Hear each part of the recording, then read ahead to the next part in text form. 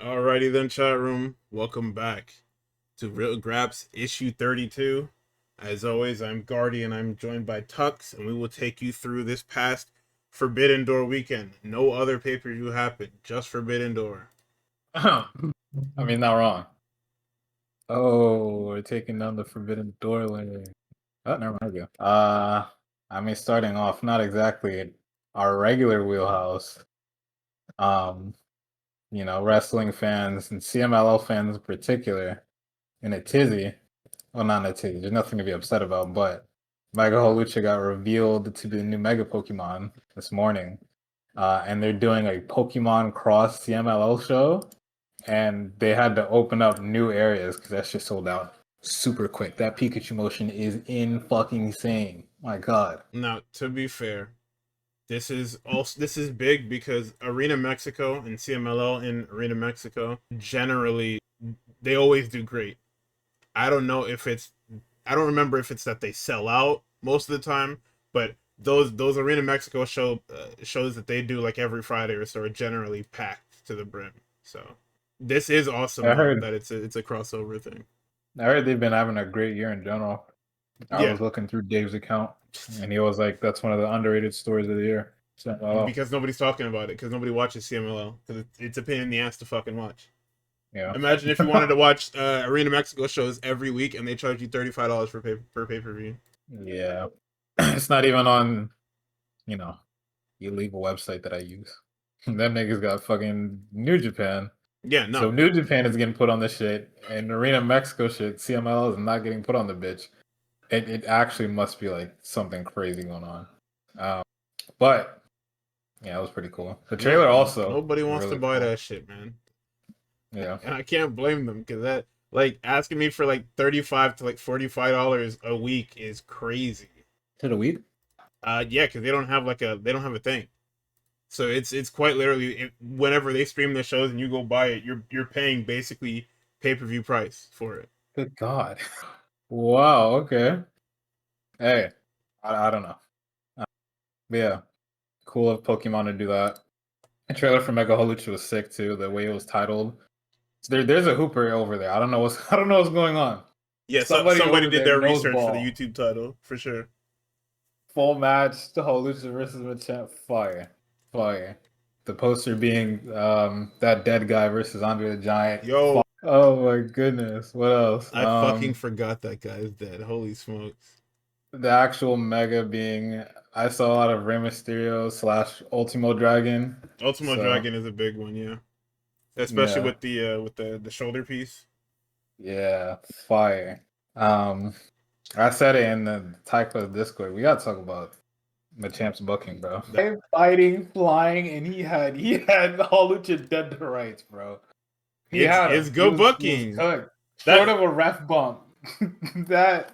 That's the most dead I've ever seen somebody in wrestling this year. nigga, What he the had hell? son life flashing before his eyes. This nigga ran through the whole Rolodex of memories as he was getting his ass beat to shit.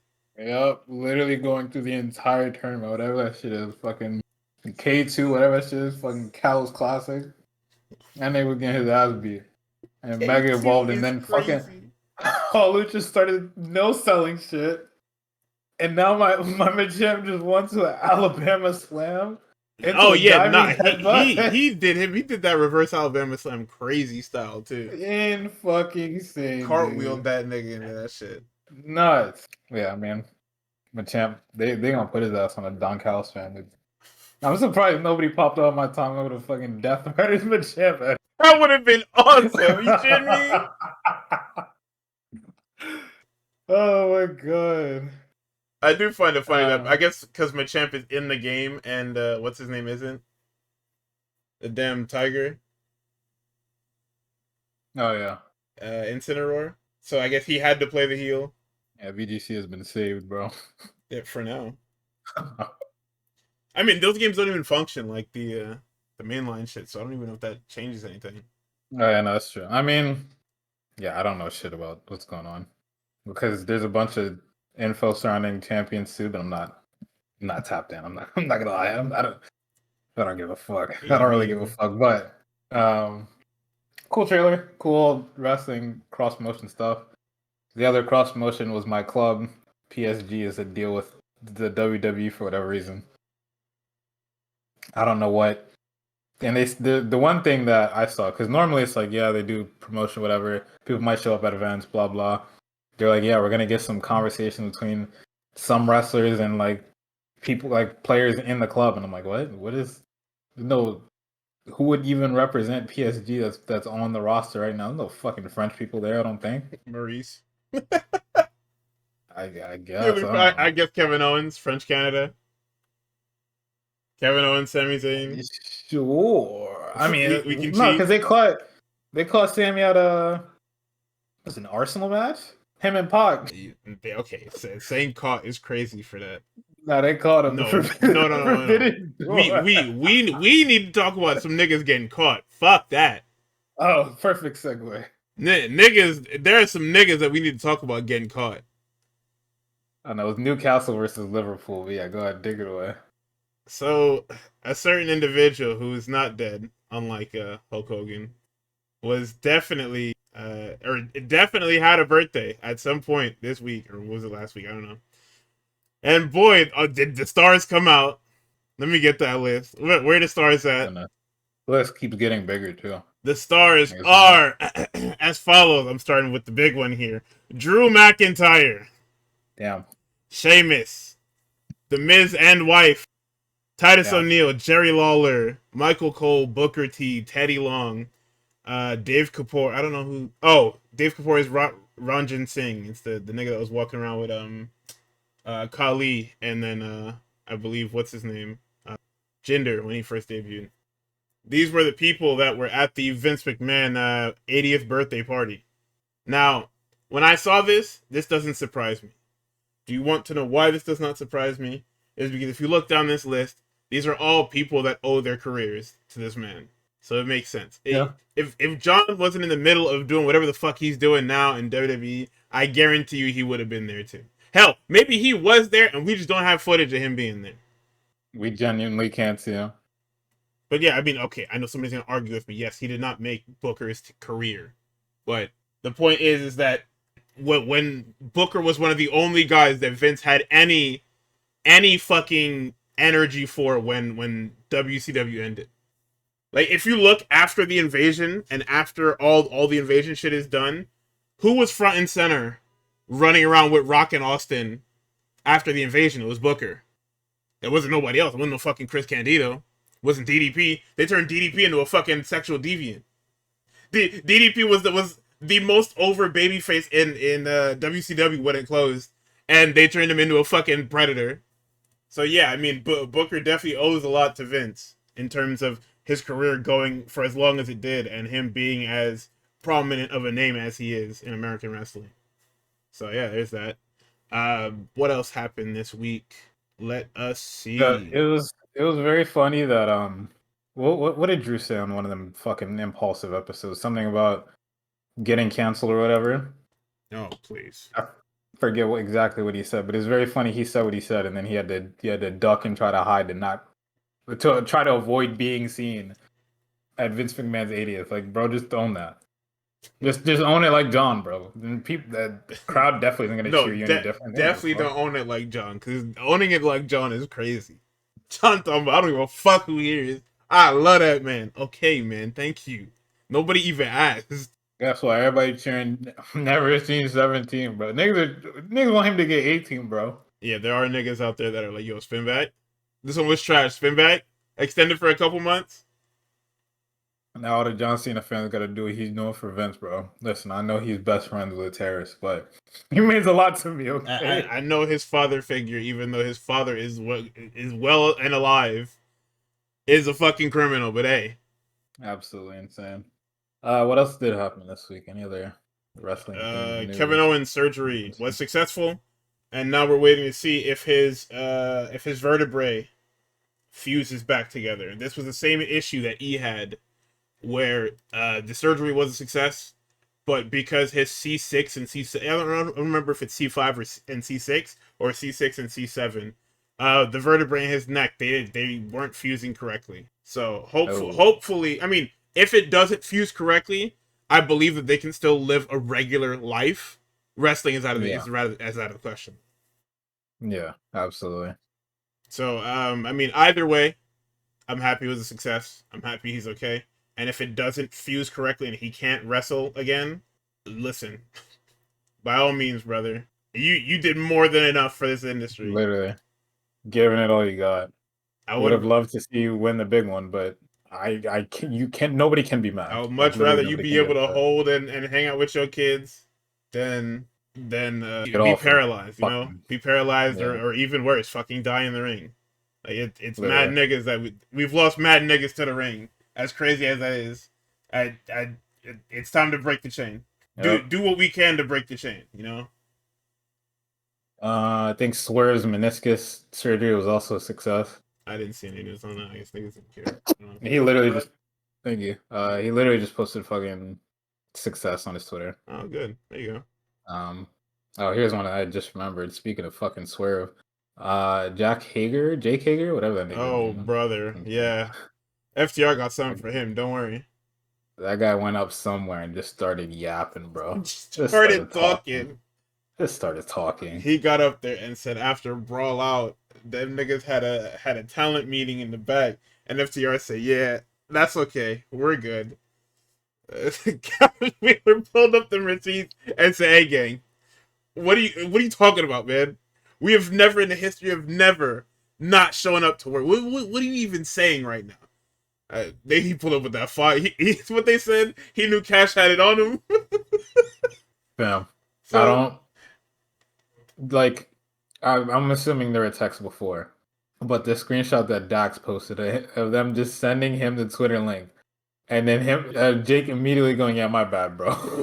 It's crazy. It's so crazy. he knew them. He know them FTR niggas is not for play, man. We keep making fun of At them niggas all. because they're terminally online, but them FTR niggas is not for play, yo. They're terminally online and old in probably the funniest way of like they actually just don't care. They will pull up right on you. If there's a problem, they will just pull up directly to you That's and so go, fucking funny, man. I love them old ass niggas. Oh my god. Um, "Oh man, shout out FTR. Also, Jake Hager, no for you're real." retired, man. Just chill out. Niggas were slandering him crazy up and down the timeline too. Niggas were saying fuck him and that stupid ass. Yeah, because he didn't do anything. He was very much Jericho wanted to bring him in to give him a shot, and because AEW was a new company, he could have did stuff. Yeah, Like you're a solidified guy. You're an ex world champion in WWE. Them niggas would take you, bro. Tony Khan was taking literally anybody. literally. Yeah. That them niggas was just so desperate for attention that it didn't matter what type of it didn't matter what type of presence you had in WWE. If you were a name that people could recognize, he wanted that shit. Yeah. Which sucks because he had a lot of really cool and really good indie guys that didn't really get the shine that they could have because he started like signing every released talent en masse. But hey, I mean, it's turning out for the best. So What else happened? Orange Cassidy is on the road to return as well. Oh yeah, Demon Home. I wished it was him. I'm not gonna lie. I love Hangman, but I wished it was him. Oh, for the title? Yes. I Yeah, was no, that would have hoping been and fire. praying, and niggas talking about some fucking Darby Allin. Man, Yeah, nah. Hopefully, they do run that Hangman versus Cassidy. Think that'd be really good. Um, considering what we watched on Sunday, but we will get it. We'll get there. Trust me, we'll get there. Jesus Christ. All right. Absolutely, we'll get there. So SmackDown was certainly a show. Sure was. There's like two important, like actually important segments on the. Okay, three important segments in the show. The first one is I'm skipping this Becky Lynch shit at the beginning. It's important. It's unimportant. Mellow Don't Miz and the Guns wasn't bad. It was certainly a match. I mean, Yeah. WWE is this week in WWE has been full of these fucking. I guess this whole week has been full of these means to an ends matches. Yeah. Um, the more they show like Carmelo Hayes in a ring, especially when like he gets tagged out and the Miz comes in, the worse it gets for them. I think he's good at taking bumps. He's good at making bumps seem realistic. He had one of the more creative like ref distractions I've seen in a while because like everybody does the same thing where they either get up on the ropes and like yell at the ref or like I don't know. It's just nonsense. He's like, oh, check my teeth, my bleeding, bro. And the ref is like actually checking that shit because that's what they're supposed to do. And it made sense to me. Um, but like just his ability in ring and the fact that they're not using him more is just so, as a mellow homer too. It's just like I'm not even being like that. It's just like he was having a good match with the Guns, and then you tag out the Miz, and it's just like everything goes to shit. Like I'm pretty sure the first time Miz tags in, he immediately trips and eats shit. And I'm not like saying that to make fun of him, but it's just like that's a little crazy one. Especially when I'm enjoying what I'm seeing before. You get tagged in, you eat shit, and it's just like, come on, bro, come on, nigga, fuck. The way this is going is so annoying because it's very much leading to Carmelo Hayes breaking away from the Miz, right? Like that was always the plan. We said it. Everybody knows it. That was always the plan. Is always for him to come out of this looking like a monster babyface, or they could go the other way and have him be not a monster heel, but like just kill the Miz in general. I don't know how I feel about that, but hey, fuck it. Issue that I have with this is that the Miz would make a fantastic manager because he wouldn't even have to talk about himself.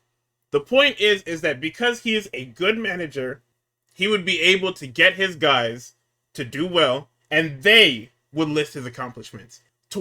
And then by proxy, he would be singing up their praises because this pairing works. When they're in the back and they do those shitty little segments where niggas is talking crazy about Carmelo Hayes and like, hey, do you know what this is, nigga? That stuff works. It's just it devolves into bullshit when he starts talking about himself and on and on and on, and then the whole thing becomes, oh well, he's clearly using you, and it's true. Have them be wrong. The Miz in 2025 does not need to wrestle. There is no space for the Miz on this roster in 2025. Yeah, I've been joking about like this tag team thing. If I'm doing this, my whole thing is that I have them win the tag titles, and then when they lose it, Miz calls it quits and says, "Listen, it's about you now."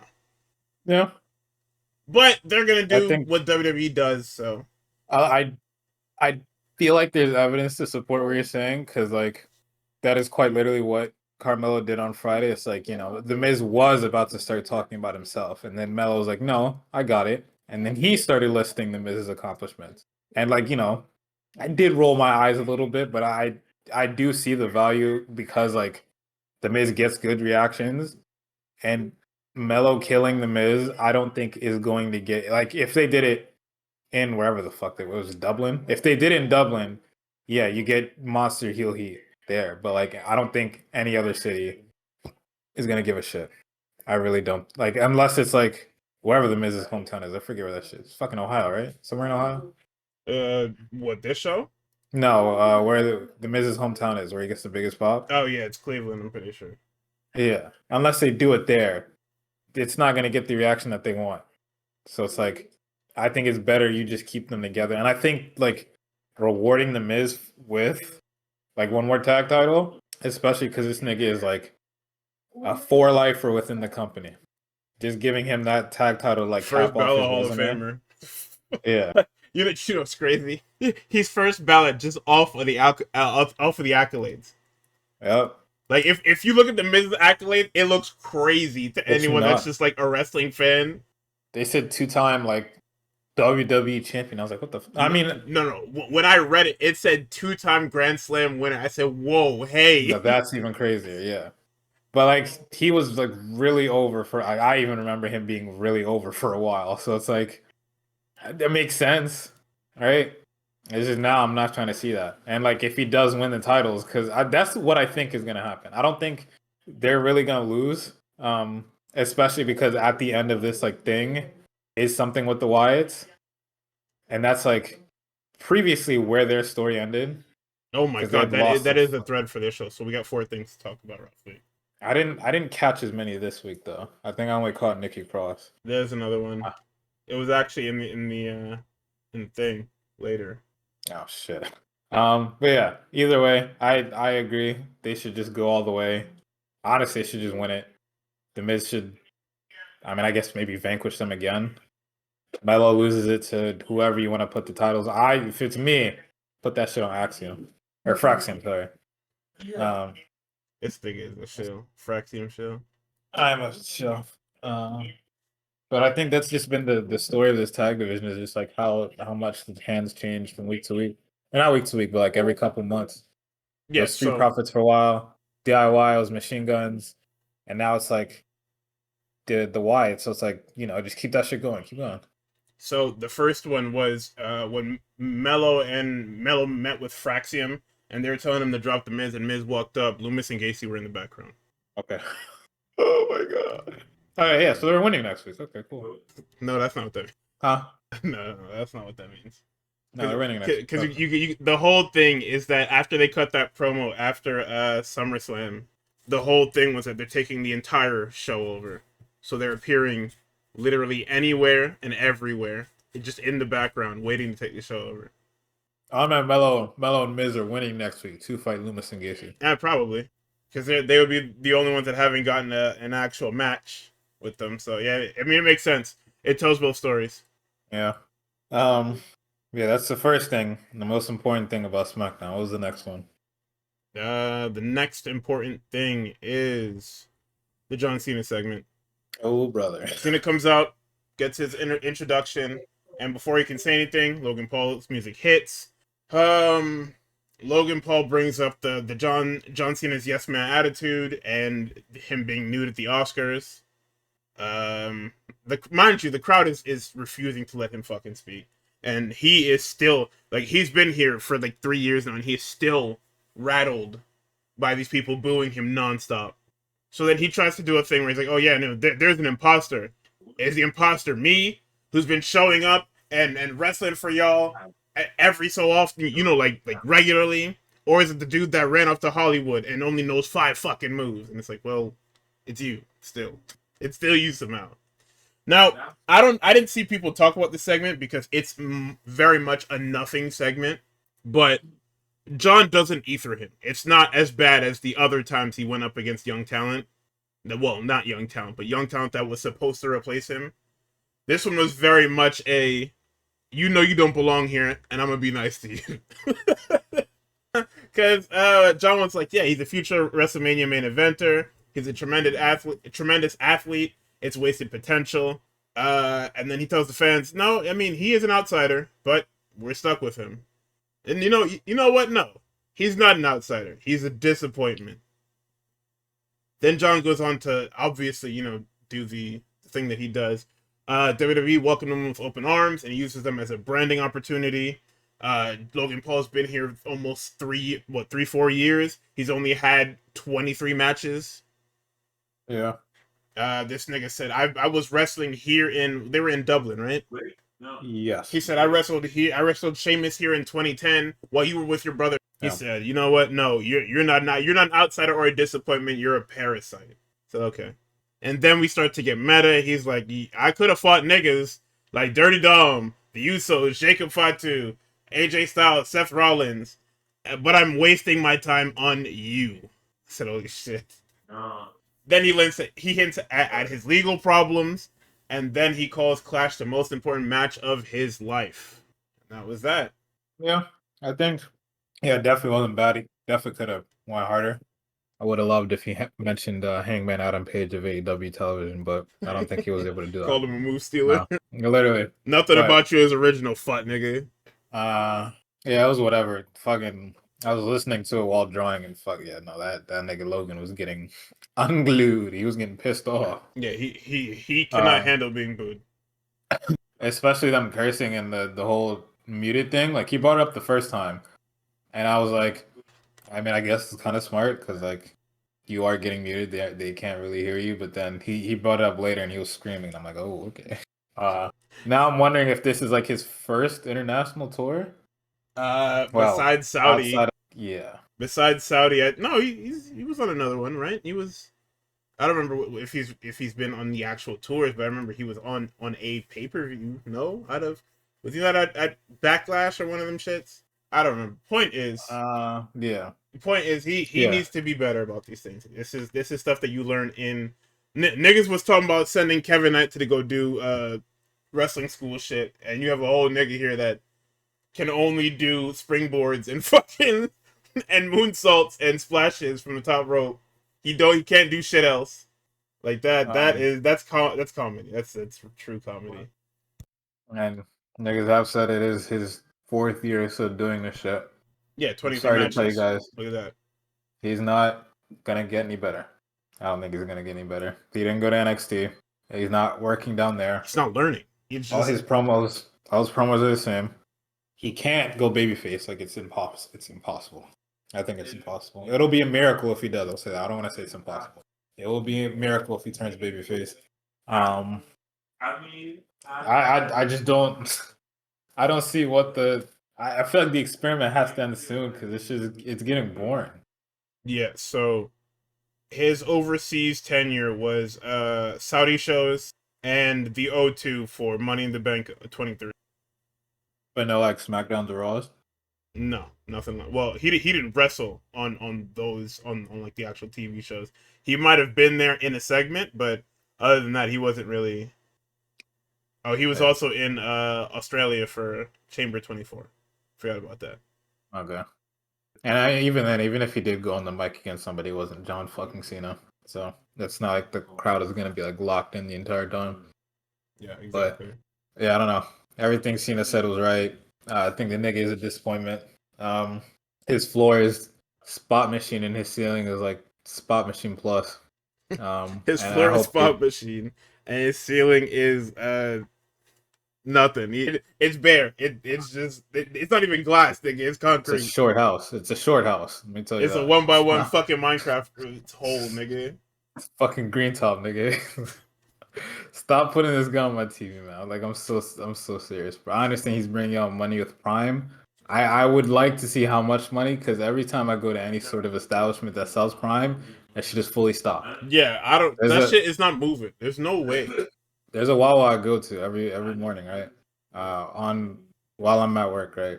They got robbed a couple weeks ago. There was like barely any water. It was like maybe like 2 rows of water for like a full freezer section, by the way. Like 2 rows of water. Like all the fucking Lipton was gone, all the fucking Snapple was gone, everything was gone. It was fucking fully stocked all the way to the back of the fucking fridge. Prime, Prime. nigga. It was all the way back. Nobody's buying that shit. Niggas didn't even bother stealing the fucking Prime. Come on. Is that shit even on the mats anymore? I don't know if that Certain shit is. ones. I gotta check. Cut that shit out. I wish he went harder with that shit instead of talking about fucking Pokemon cards, man. Get that shit out of here, man. You're using us to buy some Pokemon cards. Yes, John. You know. He doesn't It's even not come out with the engaging. card anymore. It wasn't even relevant. You didn't have to pick that. You didn't have to say anything about that, but sure. It's not engaging at all. The Logan Paul shit is not engaging. Nobody's popping for this. Nobody Nothing. moved, It's not bro. important. It's unimportant. Nigga, he peaked when he was fucking working with Ricochet and doing stupid bullshit. Not even. He peaked when they made him the fucking Ubermensch against Roman Reigns. Nigga, have you seen that match? I have not seen that. Please go watch Crown Jewel 2022. Not the whole show. Just watch the Roman Reigns match. You will be disgusted. As a matter of fact, after this show, we gonna watch that shit because we will be disgusted like shit. Jesus Christ. Nigga, if I know he that's the had. most protagonist privileged match I've seen in a while, nigga. I would have been upset. Was he heel back then? Yeah, of course. He had just killed the Miz. Lord have mercy. You see how it always, nigga, hit WrestleMania 38 was his first ever match. It was him and the Miz beating the Mysterios. Then SummerSlam 22 is him against the Miz. He turned because the Miz turned on him or whatever the fuck it was. And then his next match after that is Roman Reigns in Riyadh. What a trajectory. Look what they were giving the Saudi niggas, bro. What the fuck? Hey, they ate it up. They didn't care. Cinema match. Remember, you got to remember, Roman at that point he's not wrestling shit. Oh, true. He's not wrestling nobody, man. So after let's see, after John Cena, we have the Drew McIntyre segment. He they're doing the show rundown. Everybody's having a good time. Drew McIntyre comes out with the fucking mic. Then he starts fucking around. Starts taking shit from the desk. He takes the program that's not actually the program. Doesn't have anything on him for him to fucking read. He's showing it to the camera. It's like, dude, wait, hey, what are you doing? You're making a fucking mess of my show. So he says he'll tell us about Cody Rhodes. Calls him a bitch. He's one of the only men to pin Cody.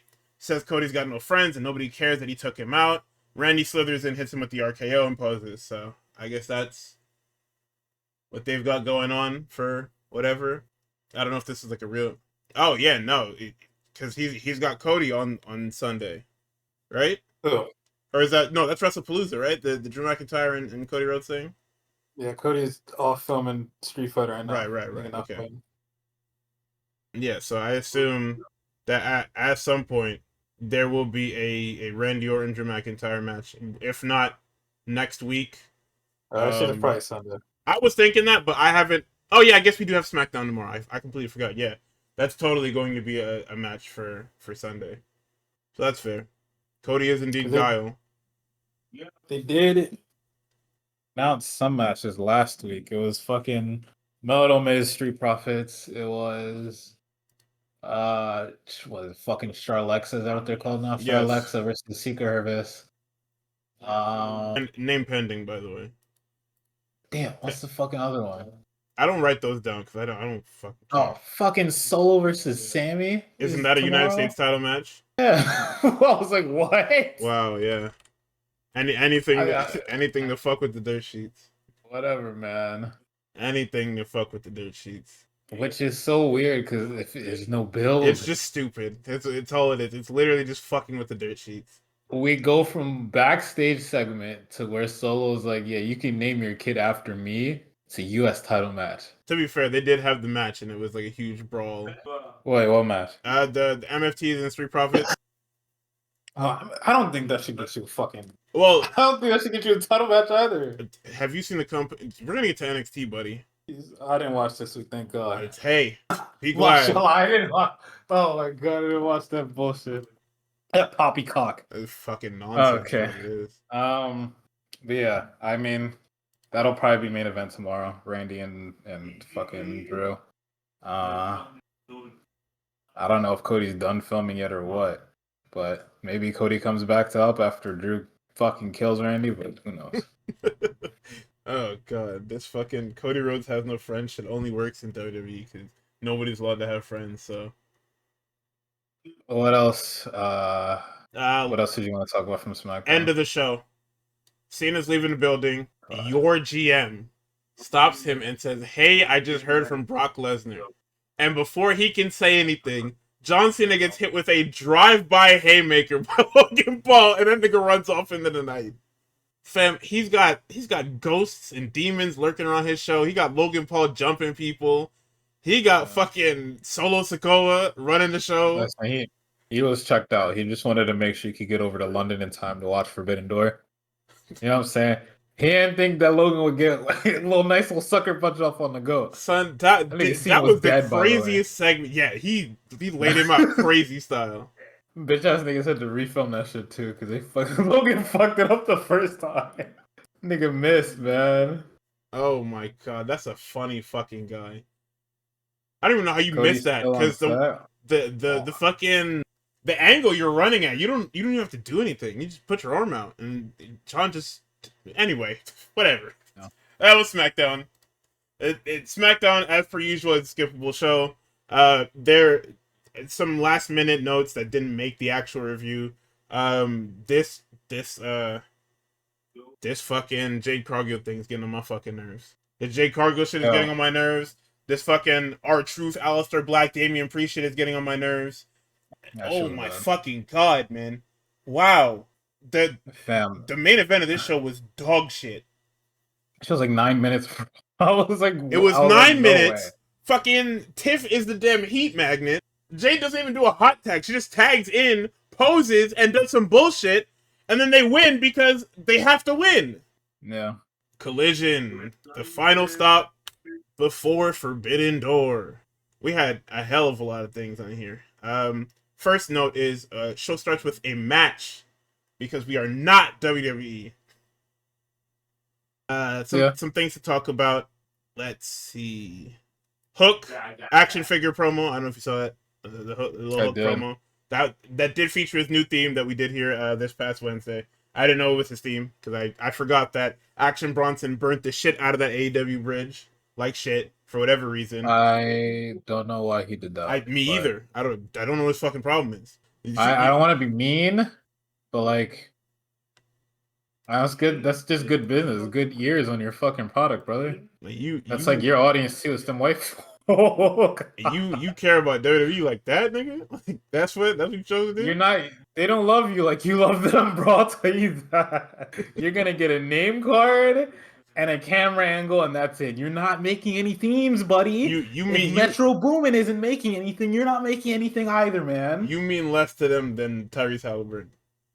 Literally, Tyrese Halliburton just got on a fucking podcast talking about some I don't know shit about no Karrion Kross. I love me some Kenny Omega. The nigga got off Tyrese, mad AEW love. Tyrese, how you gonna say you love Kenny Omega? You say you don't watch nothing but the Fed. You fed the fucking boots. How did that happen? How did that happen, Tyrese? Lying. Lying. We know about him. He learned from Cody how to lie. Come to the Fed. We make stars. Obviously, the Halliburton are terrible people. Yeah. So you can't condone it? Yeah, right. Show us your group chat, nigga. What's that shit called, bro? No, you got one. So, big things here. The debut of Isla Dawn. She lost to Megan Bayne in a squash match. Let's see. Max Caster Challenge was CSJ. It beats him in 237, and he jaw jacks with Nigel after the match. They're continuing this acclaimed thing that nobody asked for. We have the Death Rider segment of the night. Harley asked Stat about her prize money. She says, yeah, it's supposed to come out of the Young Bucks' pay, but I keep getting insufficient funds. No words. The entirety of the Death Riders featuring Gabe Kidd walk up. Stat goes into fight or flight mode like she always does because she's a fucking worker. Mox opens this door. You don't hear shit. You barely hear anything. This nigga comes back out seconds later with that damn purse and hands it over. No words. He didn't say anything. Nobody said anything but Yuta, because Yuta is the link here. They were in Best Friends. They were in whatever the fuck ever. So Yuta is their link to Statlander. That's why nobody else is saying anything. Moxie said what? 1-2. A 1-2 thing to her. First one was never let anybody tell you how good you aren't or whatever the fuck it was. And the second one was the Harley Cameron shit. Like he said she was like impressive or some shit. They're being very, very, very patient with this.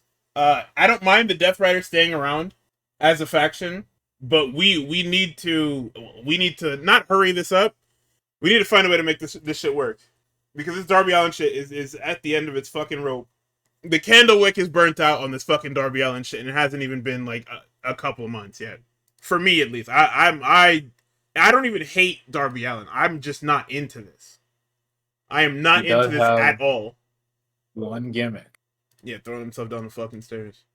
And the gimmick is not really wrestling, I'll tell you that. Hate to say it, that nigga's not wrestling. But it's provocative, it gets the people going. Let's what was I gonna say? That Max Caster ZSJ squash match, bro, fucking Zack Sabre hit a reversal on Max, and one of the fucking like arm link ups they were doing, I almost stood up out of my seat, bro. He's so good. Yeah, no, ZSJ is like one of the pound for pound, one of the greatest. What were they calling it? Scientific wrestlers. Yeah, no, that nigga is a fucking hooper, man. He studied that British wrestling shit to the T, man, and he stuck to it too. It's something that he's been doing his entire career, and that's why he said, "Yo, I'm not for American audiences." Like showing them a ZSJ match is like showing whatchamacallit. It's like showing Shakespeare to a dog. I was like, yeah, there you go. He's right, but at the same time, it's like, I don't know. No, actually, no. I'll just let him have that, because I don't know what niggas have been saying. I haven't been around long enough, so I'll just let him have that. I was moved though. Me myself, I'm moved. Niggas have been calling ZSJ matches boring for years. Is the reason why he said that. which is crazy because that match with Takeshi was fucking nuts, Well, you man. got to remember that ZSJ was like this was like the 2010s, and niggas were super Young Bucks build, super Young Bucks, super Ricochet, super like Omega High Flyer build. I mean, that's fair. Maybe I'm just smarter than niggas because I'm also fucking super high flyer pilled. Because my favorite is what? Fucking Osprey, Ricochet, Mello, Axiom. Look, Takesha's up there, so I guess that fucking breaks it Yeah, up. but you But you also choose to have a broader scope. You're not choosing to isolate things from your vision because it doesn't match up with what you like. true. Like that's the big difference. I did watch an NXT match this year. I am stronger than most. Yeah, Wait, sorry. for damn sure. Second half of the year, quarter three NXT. I'm stronger. I'm stronger than most. Fucking At quarter ridiculous. one NXT, oh my god, it was special. Oh my god, take us back. So we have the Yeah. Gates of Agony versus the Grizzled Young Vets. These guys are fucking fantastic, and for whatever reason, AEW's tag team division is Jet Speed and fucking the Earth Syndicate. AEW got 47 teams, and all I've seen for 3 months is the Earth Syndicate and fucking Jet Speed. Some combination of the two. Nigga, FTR barely wrestle. FTR get hidden away on fucking Collision for weeks on end. Stash away on Collision. Everybody is stashed away on Collision. I don't get it. Do you want people to watch your fucking show or not, man? That's where the Hoopers lie, bro. Back-to-back weeks of angle-heavy AEW TV. No wrestling. Niggas put Darby Allin in the main event of the show, man. Fuck off. Like I said, I don't even hate this nigga. I just don't want to watch this shit. It's dumb. Oh man. It was a good match. Eventually, Ricochet was on commentary talking about, yo, Hangman calling niggas cowards and shit. Hangman ran up on me and attacked me with a chair. I didn't have a chance. He didn't yell out my name and give me a chance to defend myself. Nigga jumped me with a chair. How is that fair? Nigga said, hey. We saw how he had you, bro. I fuck with you too, but just sit this one out, man. Oh my god. They was talking about, yeah, no, Ricochet love him, the Eagles, and the fans still hate that nigga. It's crazy. Yeah. Oh yeah. my god. Oh, speaking, I gotta fucking book my shit for the fucking Philly residency. There you go. I didn't realize how small that fucking venue is. 2300. It looks great though. Small. It does look. It looks fucking shit. awesome. I love that setup. Let's see. The other one. This is not really important. This is just a weird thing. Did you listen to that War Dogs promo? I didn't. That was the one thing I couldn't listen to. It was, I know, sir, fucking Gabe Kid though. I just want you to take a little bit of time. You don't have to listen to the whole thing. Just skip around in it a little bit. Everybody in that shit sound like Batman. I don't know what it is. Everybody sounds like Christian Bale Batman in that shit. I don't know if it was the mics or if it was the cameras or whatever the fuck was going on editing. Everybody in that promo is gravelly fucking Batman sound. I said, what the fuck is going on with this promo? But they didn't say anything important. They said the generic shit that they're supposed to say. But it's that they sound like Batman. I'm just, what the fuck is happening here? Then, while you do that, I'm gonna Paragon versus the Bucks was awesome TV as per usual. You've got four of some of the greatest wrestlers of the 2010s in there: Roderick Strong, Kyle O'Reilly, and both Young Bucks. The gimmick for the week or for this week is calling them Rod and Todd, which are Ned Flanders kids from The Simpsons. And as they're called Rod and Todd, I don't know who said it. It might have been no, I think it was Matt. Matt goes, Shivani, was that you prick? And for the entire beginning of this fucking match, it's Matt and Nick, or no, it's Shivani trying to defend himself, swearing to God that he didn't, even though he did do this shit. Let's see what we got. They said that the Bucks are poor now because they've moved from $300 shoes to $100 shoes. And Riccoboni has a great line here saying that they're now living in squalor. Let's see what else we got here. We've got a sick kick combo by Roddy on a Nick Jackson. They block more bang for your buck. Bucks were thrown together into the corner. The problem I have with this match is very clearly both teams are struggling, right? Like the Bucks are obviously struggling because they lost their EVP status and they're poor now.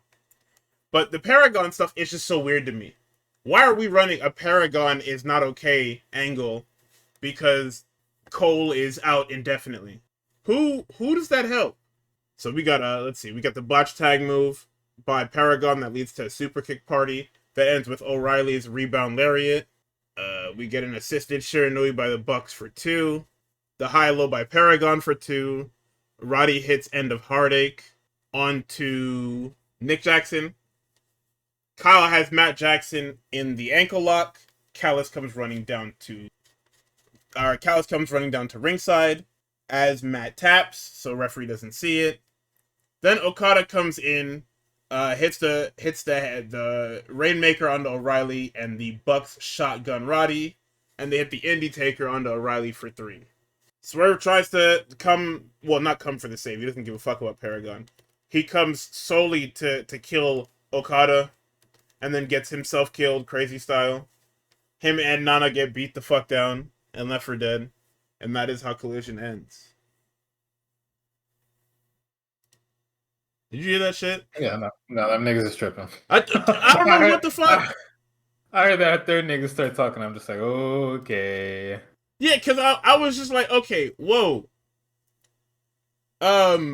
Gabe sounds a little rough. I'm like, okay, whatever. Then Clark comes in and I said, okay, hey. Then Drilla steps up to the mic and I'm like, okay, you guys did something here. Either you guys are trying to sound scary on purpose, or somebody is fucking around in that production truck. Literally.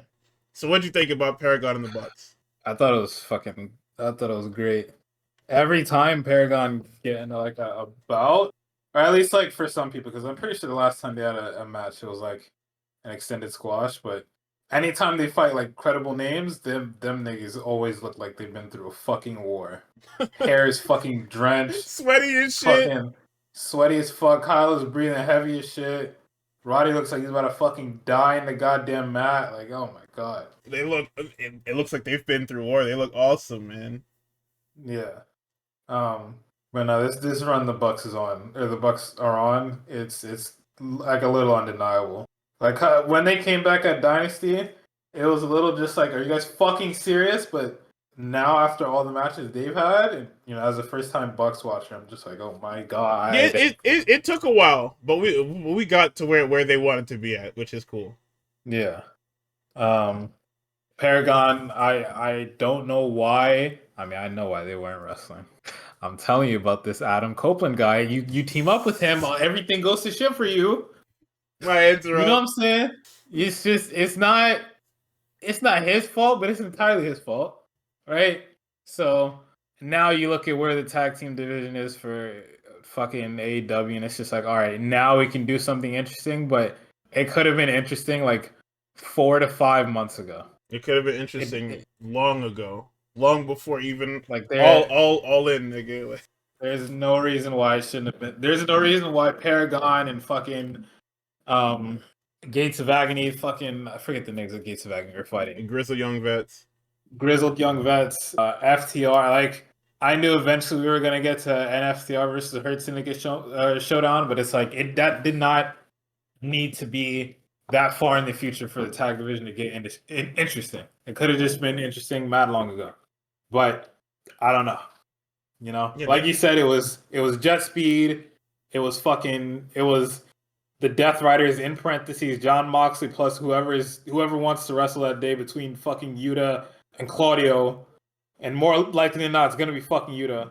And I guess fucking Christian and Nick Wayne sometimes. Like one time, just because the niggas like, didn't what? Just because nigga said, we not losing to no fucking Mike Bailey. Yeah. Or nigga whatever. Said, I am not selling for no fucking Mike Bailey, nigga. Move. Yeah. Nuts. Oh my god. But no, that match is great. That I honestly wish that was on Dynamite, but you know how it gets. You know how sticky it gets, I guess. Yeah, Dynamite has to have a million fucking MJF segments on it because why not? And 40 All-Star tags too. Yeah, because we're fucking lazy and don't know how to book a show anymore. So. And I fucked with that. I did not fuck with the finish. Listen, it's a Don Callis finish. Didn't like it. It also needed. It those aren't needed even to lead Don the Callis Forbidden guys. It did. Like those niggas aren't even Don Callis Technically, guys. no, they are. They're like affiliated. The Elite. They Through Kenny Omega, they are Don Callis guys. Oh my God, Kenny White. Yeah, exactly. That's exactly what that is. Yeah, fuck with Collision. I like Collision a lot. Just to bring it back to all this stupid tribalism bullshit. Shawn Michaels said I run the best 2 hour show on TV. People are like, no, that's clearly Dynamite. I It's don't Collision. think I It's get literally laughed out Collision. the room for saying Collision. I don't think I get laughed out the room for Like that. it's literally Collision. Oh, well, Collision don't got big stars on it. Yeah, but they have fucking It's wrestling. like fucking wrestling, man. That's all that matters. They have wrestling. Collision does have an overrun. All them fucking AEW should have a stupid ass overrun. Yeah, and some of the talent that's on there, like some of the best wrestlers in the world, you can't say shit to me about Kyle Fletcher, man. You cannot say shit to me about Kyle Fletcher. He's a goat. Oh, he's one of the goats. He's getting there. He's getting there. He's getting there. Don't. Oh. He's the only one who has to. Yeah, he has to because they're on network. But I mean, that NXT shit is not. Yes, but by proxy of being the only 2 hours flat wrestling show on television, yes, NXT is the best 2 hour program. Like, fuck off, man. Isn't Dynamite 2 hours? No, it's got the stupid ass overrun every fucking week.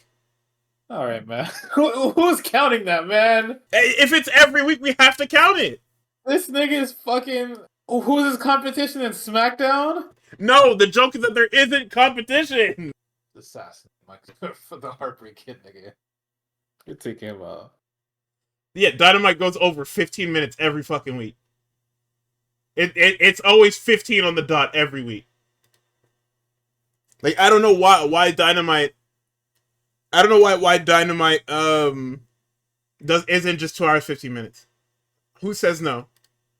Niggas are not gonna be pressed about fucking Impractical Jokers, nigga. I promise you. 15 minutes of Impractical Jokers is not because it happens anyway. What? So what? Who cares if Dynamite is actually 2 hours 15 minutes? If Impractical Jokers starts at 10:15 p.m. EST, who cares? That's when it starts anyway. So if TV Guide has it, why not? It's just dumb. Anyway, Forbidden Door was this past weekend. New Japan cross AEW cross New Japan. New Japan is the bottom in this relationship. No other companies though. Ignore the other companies that show up on this show. It's AEW and New Japan. Forbidden Door. So we had a smorgasbord of matches, a lot of them. What are the other? What are the Oh, okay. I want to very briefly talk about the 0 hour. This Ricochet and Gates of Agony versus Oku and Jet Speed match. Did you see this shit? Did you even see like a little bit of the shit? I'm talking about when Toa Leona pounces Michael Oku over the top rope, lands directly on his fucking face. He pounces him over the top rope. This nigga does the flip and he lands on his face. Not even on his face, on his fucking forehead. It's not his head.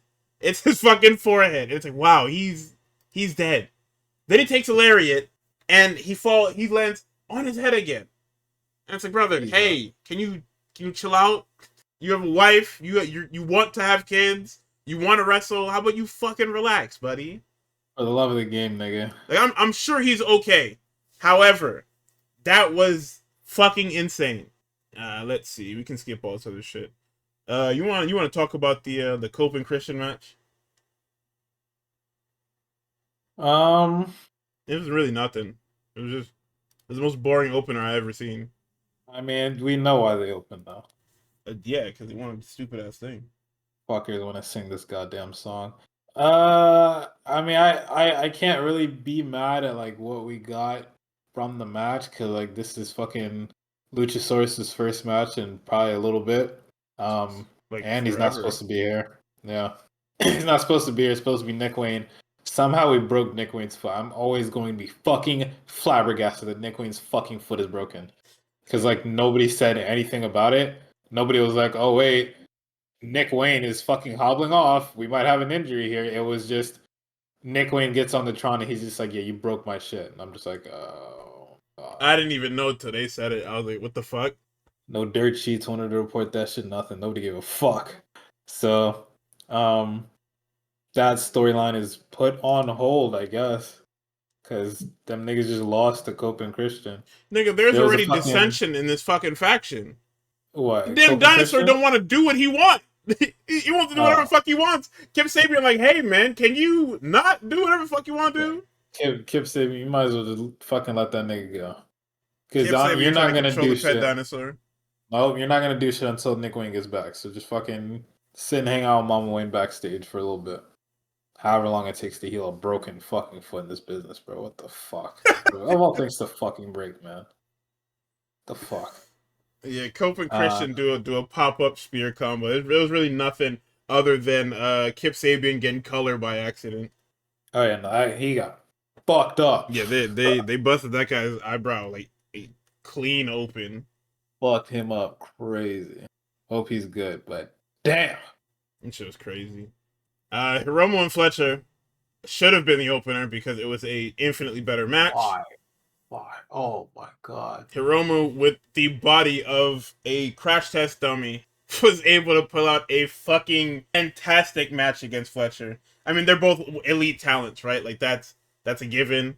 But it really is funny that you think about how broken down Hiromu's body is, and he's still moving a certain way.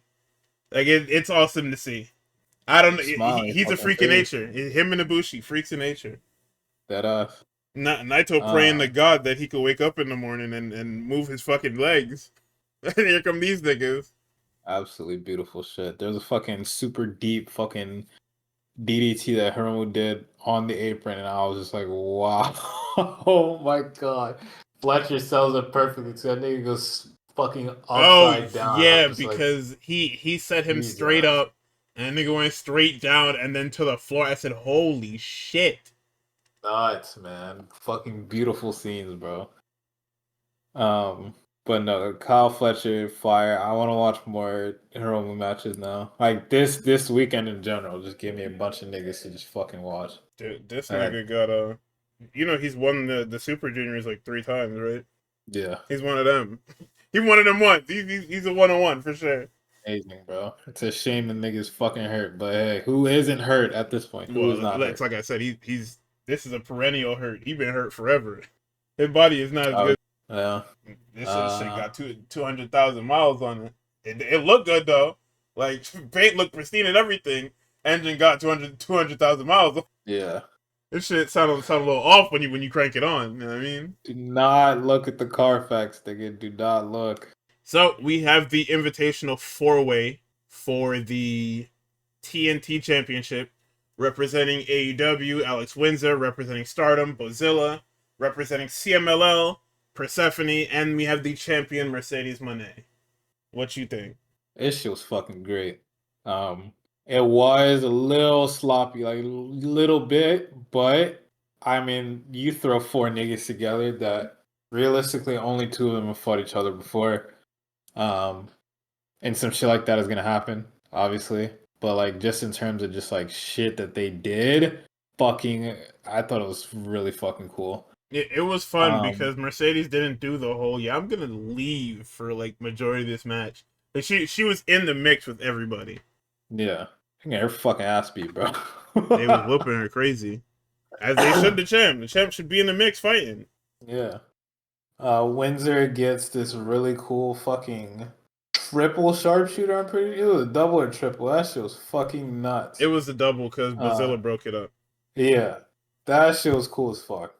And like, it actually looked realistically like well cinched in and deep. I was just like, holy, got some fucking hoopers here. Yeah, it didn't look Um, like those very, very hokey. Yeah, I'm gonna put all three of you in a crossface at once. Hey.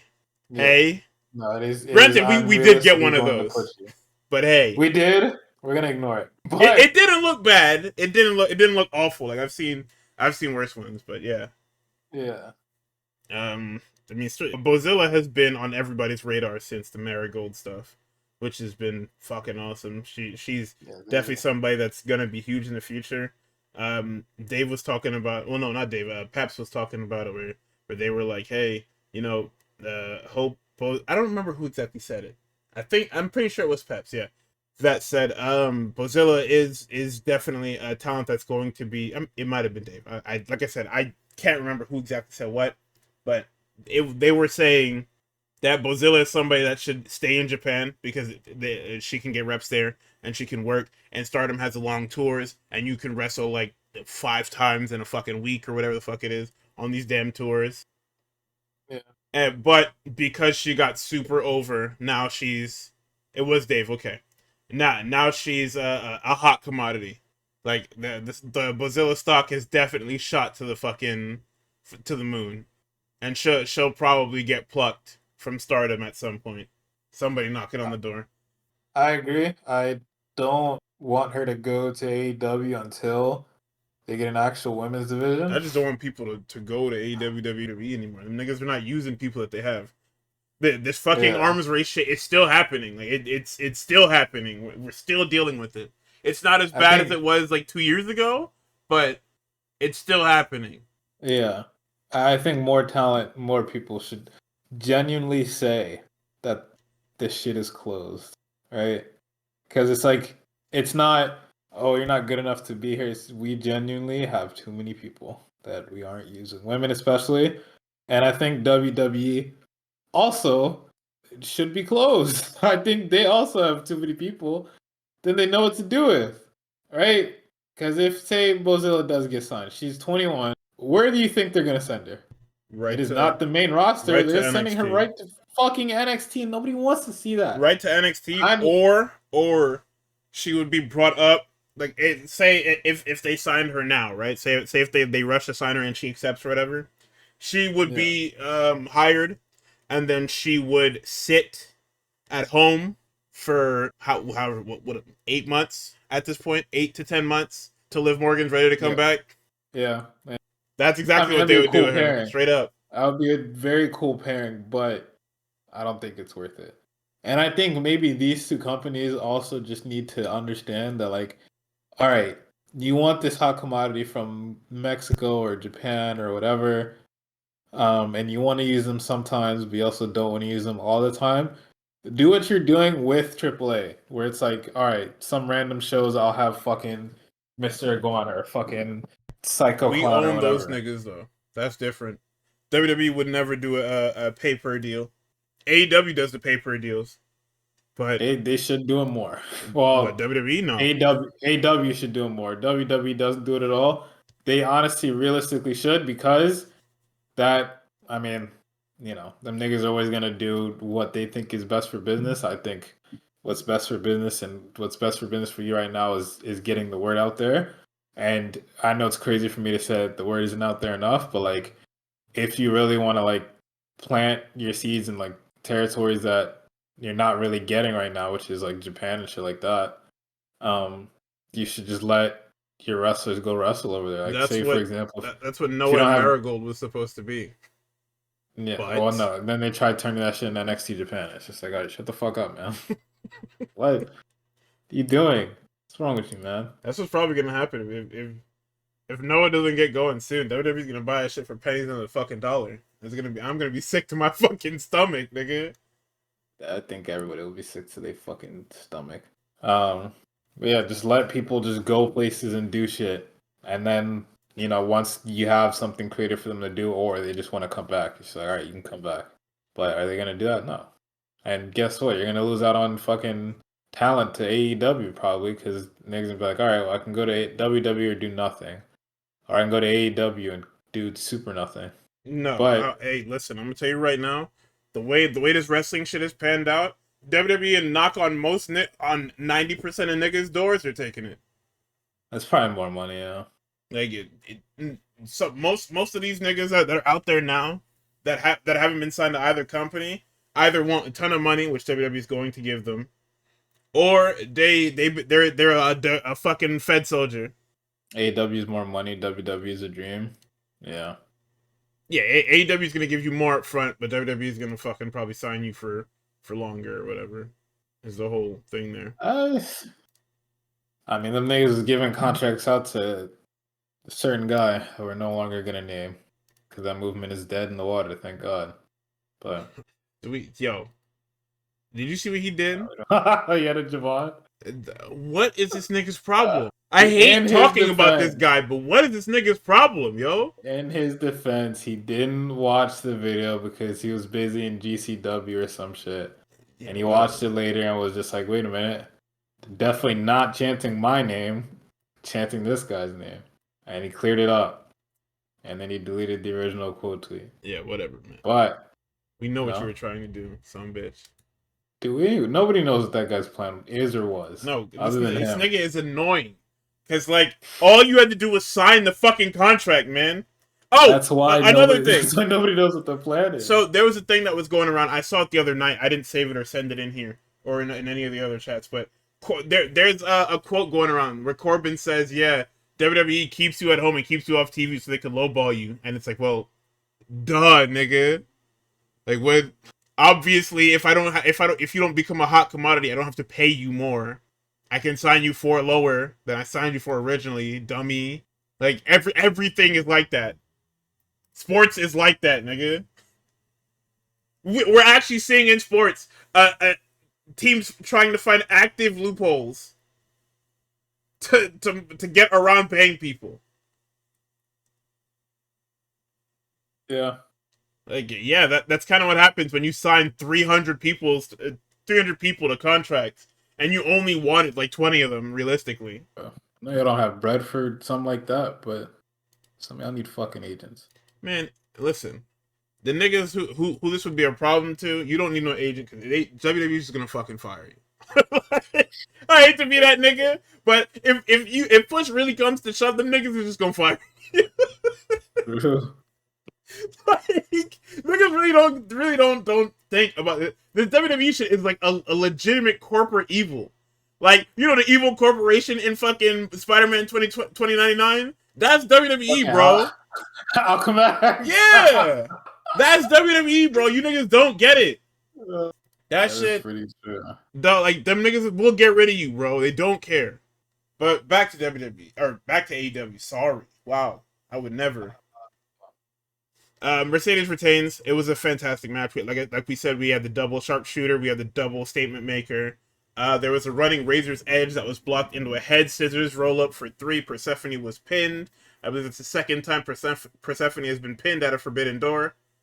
Oh no, I think last year it was Momo, and that was like a personal 9/11 for me. Sick. Fucking kill myself. Well, next up we had Nigel and Zach for the IWGP title. This had a very, very cool video package at the beginning where it's Nigel going to Johnny Saint, who's basically the blueprint for Zach's entire wrestling style. Like he's like the grandfather of British wrestling or British catch wrestling. So he goes to him, he's playing chess with him in the park, talking about, hey, so how do I get around this? And he says, hey man, you're good, brother. You just need to. No, with Steph? Oh, yeah, even fucking worse. Oh, Jesus. Johnny Saint's like, yeah, nah, brother, you're the real deal. You just need to, you know what to do already. So yeah, that shit was fire. That was beautiful. So this match is literally it's a Zack Sabre Jr. match. There was no if, ands, or buts about it. There was. This was the one, right? This was the fucking. Listen, That might have been top 3 in the night. I'm not even going. I can't break this match for you, or this match down for you. You have to take a look because it was fucking fun. Like, I hate using the word fun, but just as a wrestling fan who loves just watching wrestling, it doesn't matter what type of wrestling it is, to see like the purest match possible. Like, I know that's the joke, right? Is the whole like pure wrestling thing.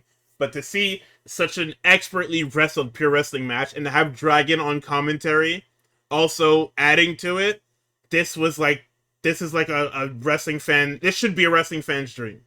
And you should absolutely go out of your way to watch it. Side note here, Aminata and Tekla were brawling because of the 0 hour, and Jamie Hayter is back in AEW again. Oh my God. Will she show up in the States? Who knows? Hopefully. So we have FTR, Brodito, and Hurt Syndicate. Hurt Syndicate doesn't want to lose to nobody, so we find a way to conveniently have a title match where Hurt Syndicate doesn't have to be pinned. They just start brawling, and the crowd got really hot for the Brody King and Bobby Lashley face off because two huge fucking guys. But I mean, it was a good match. It's Brodito's hitting all the stuff that they normally hit. FTR is working through everybody. The Hurt Syndicate is barely in this match, and to make matters even worse, 3 hooded New Japan ninjas show up and start attacking the Hurt Syndicate and MVP. And it turns out it's Ricochet and the Gates of Agony, whose name is still pending. They're just gonna be Ricochet and the Gates of Agony for probably forever until Tux grabs Tony Khan by his fucking collar, hoists him up, and gives him a fucking name. I got you. Once I decide whether or not I'm going to Collision or Dynamite at the end of the month, well, not at the end of the month. Whoa! In 2 weeks, I'll make sure I catch up to Tony, and I'll be like, hey man, what's going on? What's happening, Tony? What's going on? Honestly, gotta stop him outside the 2300. Hey, Bossman. Yeah. Should have went to Ring of Honor tomorrow, but it's fucking too lazy. Nah, I hear you. Nobody wants to watch that Ring of Honor shit. I keep telling people. I literally would have just been there to watch fucking Bandito. Mina and see? No, go ahead and see what match he was going. That's it. Ain't no fucking Bandito. Take that damn belt off him. Oh my god. Look, what the hell, even the Philly native is not going to watch no damn Bandito. Bro, it's Mina Shirakawa, nigga, what the fuck? I like Bandito. Take that fucking Ring of Honor title off his body. That nigga is double champ. Fake championship, fucking Ring of Honor title. Oh, man. Anyway, Power and Glory is screwed up by Bandito. Bandito instead hits a frog splash on the Dax, and they hit their 450 thing. And Paul Turner fucks the count up because we can't have an AEW match without some colossal fuck up of some sort. Nobody saw it. Nobody saw it, nigga. Nobody saw it. Okay.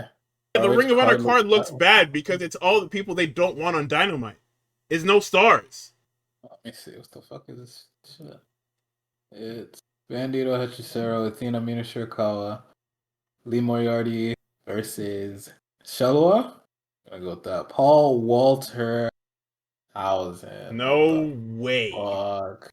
Versus QT Marshall. Was that announced tonight? No, that was announced. I think that was announced before. I feel like I saw that somewhere else before. Oh god, Sammy Guevara and some niggas versus the Outrunners.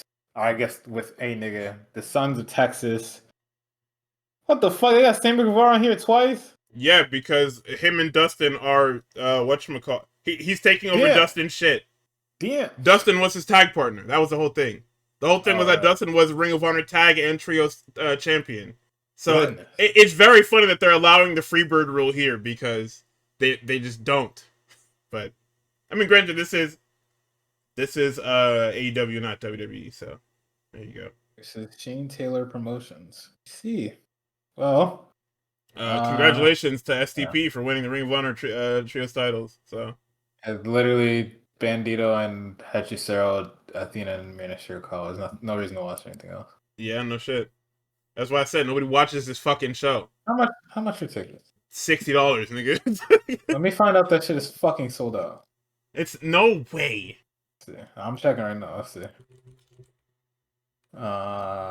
Death Before Dishonor 32. I told you, nigga. It's fucking most expensive is 127. Let's take a look. In the front fucking row. East unavailable, West unavailable, South available, North available. How available is available? Nigga, if I wasn't broke, I would be going to this shit, and I would have paid for both of us to go front row to the shitty little show. just because niggas talking shit about some fucking Ring of Honor, man. Oh, East is unavailable. It must be TV side. West got some shit. And on the North side, there's some seats. How about and I want to like Ring of Honor, but when you don't have the niggas to make a developmental show. Y'all should have just kept Ring of Honor. Y'all should have just bankrolled Ring of Honor. That's what it should have been. Keep the entire Ring of Honor crew. bankroll it, and then use it as a whatchamacallit territory. Use it as a shell company. It's so easy. You went and bought the whole fucking thing, and now you gotta run it. You gotta book the shit. Stupid nigga. You could have just bought it and said, hey, y'all stay in charge. I will just bankroll this shit. That's basically what you're doing. Yeah. Yeah. Like, come on, bro. Think. So we have Swerve Strickland and Okada for the unified title. This match, because Swerve's meniscus is like common knowledge, this match is about blowing his fucking knee up. This nigga does his little flip dive to the outside and blows his knee up immediately. Didn't take long. Weakness shown. This is about, they start trading lariats and wrist control. Callis, this wrinkle of the match was brilliant. It's contested under the Continental Classic rule set, which means Callis has to sit his happy ass on commentary and sweat crazy style. Yeah. Can't touch that nigga. You cannot do shit. There's a great little sequence here where they dodge all the big moves. Swerve hits the house call. He sets up a second one. Oh, this is the end of the match, yeah. He sets up the second house call, misses it, and Okada just hits him with the Rainmaker for 3. The Rainmaker is one of the strongest moves in wrestling. You can kick out of it, but boy howdy, if you're gonna take something from you. I'm leaving here with something, man. You better have that fourth gear, that third and fourth gear loaded up, because if you do not, that shit is runs. You're fucked. So after the match, post-match, Okada attacks, and then Wardlow returns and kills Nana and Swerve again, and then joins the Callis family. And Takeshita peacocks this nigga for whatever. So, okay, I'm glad it's happened, right? So, Don Callis' music hits, everybody in the family comes out. No Takeshita. Takeshita's music hits, and then he walks out because we are trying to separate. Like, even Fletcher is there with Callis, and he came out with Callis' music. Takeshita comes out by his he's out of this fucking group. Nigga, yeah. He is out of this group by the end of next month. Nigga, he is so... If he ends up actually, like... If they make the decision that this nigga is winning the IWGP title at Wrestle Kingdom... Actually, they might actually do it at Wrestle Dream.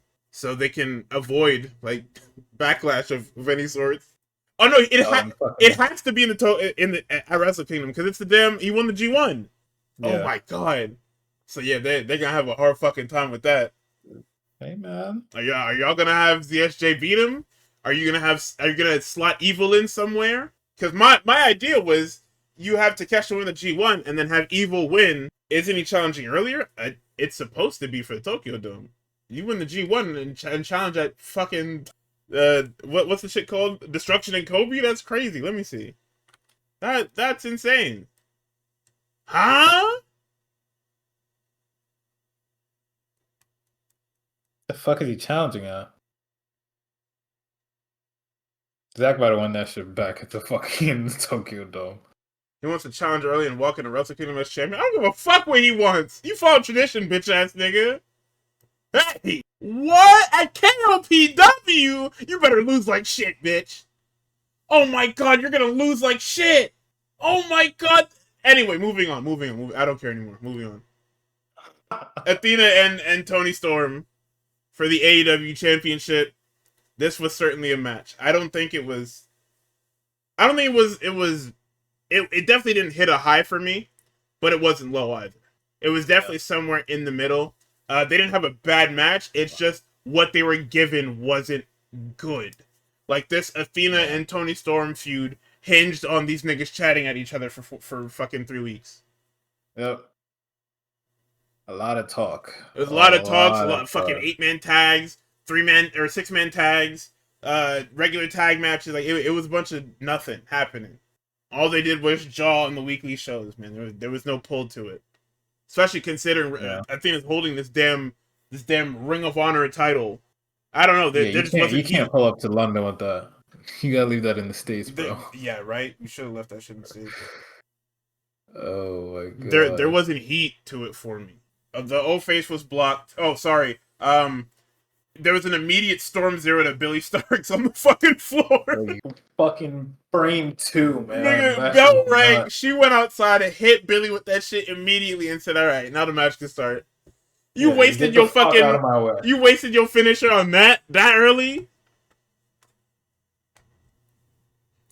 Then in the co-main, we have Max. Okay, this was the most divisive match of the fucking weekend, and I only say divisive because everybody with a brain was like, "Hey, gang, we have to have a talk about this."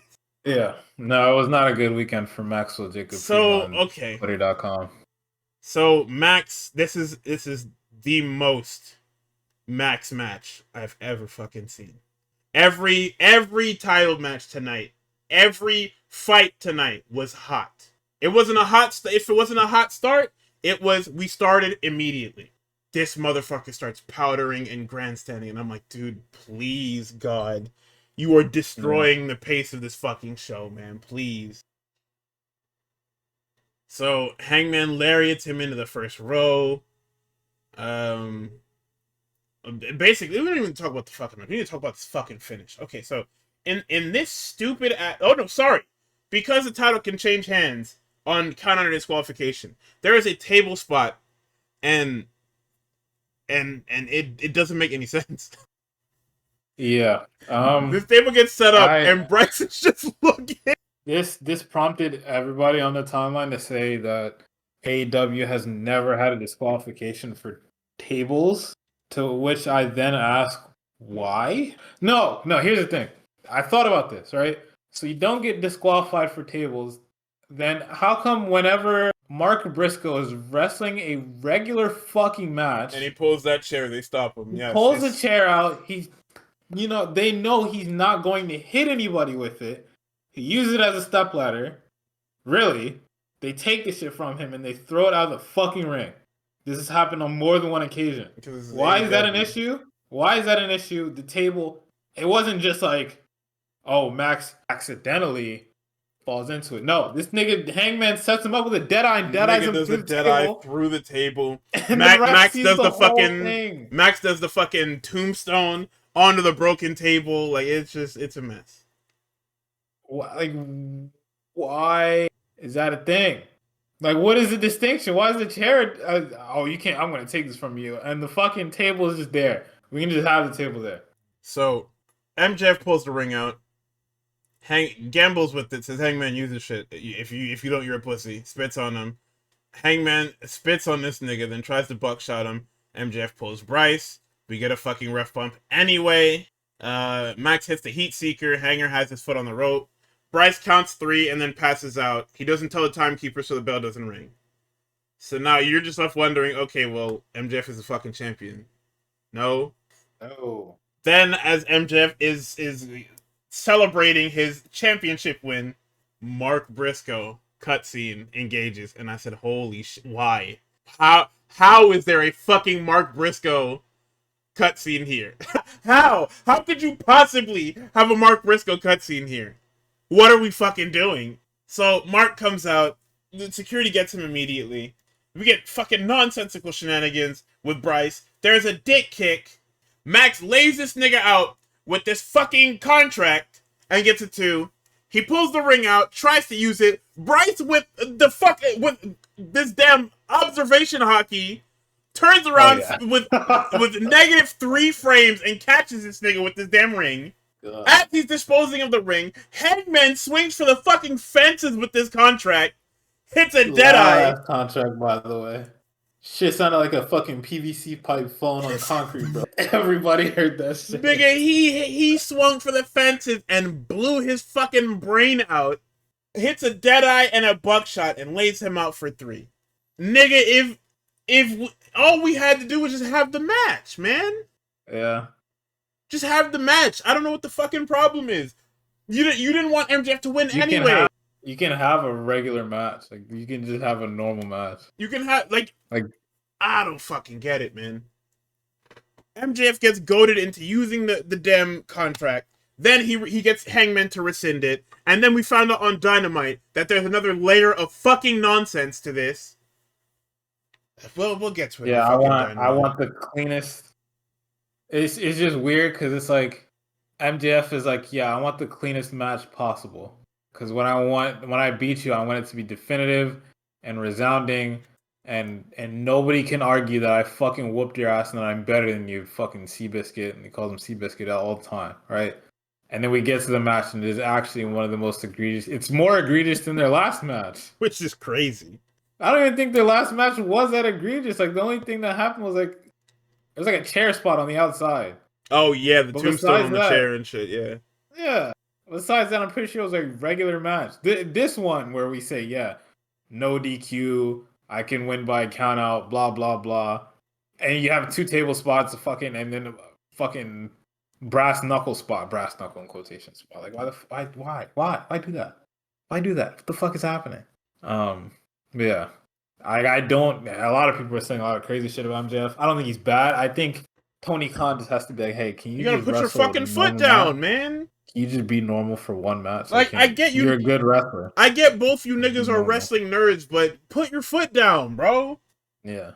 Because nobody else is gonna say Um. anything unless you say it. You can't just let these niggas just run off. Because Matt, like, it's crazy that this happens all the time with him. Majority of his matches have this fucking nonsense in. Like, it's not even that it's just it's nonsensical nonsense. No, the slander is deserved because it's quite literally like if you go through the Rolodex of MJF matches, there's an egregious amount of booking for him, like towards him, to lose in like the most nonsensical way possible, or win in the most nonsensical way possible, i.e., Switchblade at Full Gear, where he got his brain blown out in the beginning of the night, completely injured, and one-legged, beat a completely fresh and healthy Jay White at the end of the night. Nigga, when that happened, AEW almost fucking closed that night. Obvious exaggeration, but nah, that shit almost closed that night. Death Riders, Gabe Kidd, Young Bucks, Tanahashi, Ibushi, Omega, Darby Allin, and Will Ospreay in a lights out death match, cage match, whatever the fuck you want to call it. So the Bucks, earlier in the night, went to production again and said, hey, take this fucking bag and you fill it up with all the goods, you fucking assholes. And we want our original music back. Yeah, get my shit right. So the Bucks come out and they get their PWG theme, which is Hanson's Mbop. So, Fire. and to be fair, you niggas did say your original music. Like, yes, semantics, y'all did it to yourselves. So we have the Kenny is normal now. I'm glad. No more fucking Final Fantasy boss music. He's Kenny Omega. He is AEW's best bout machine. He is not the invader of fucking New Japan. This shit is insane, man. Gabe Kid don't even get to use his own music. He don't get to use the War Dogs music. Nigga come out just like a regular guy. No, he gained aura. He's with all his fucking monkey shit that he was doing. I mean, he lost it immediately, but hypothetically, he gained aura by coming out to Death Riders music. That's beautiful music right there. So the Bucks get the bag full of the, in quotations, good stuff, and it's gummy bears. Boy, when I tell you I called them fucking gummy bears. Oh, I forgot. Right, fucking somebody, because Twitch. Whoever, I don't know if it was actually AEW, if it was an AEW partner, if it was fucking... No, it was the AEW partner, because... TVosity in disguise. Them niggas wearing fucking... What's that nigga's name? Fucking Groucho Marx. The fucking fake nose and shit.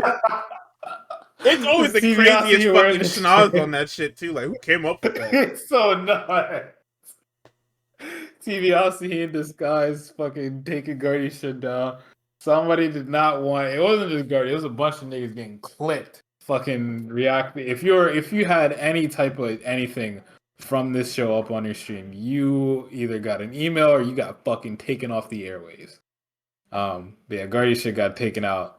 But he did call us fucking gummy bears. The nigga said verbatim, it's gonna be a bunch of fucking gummy bears in that bitch.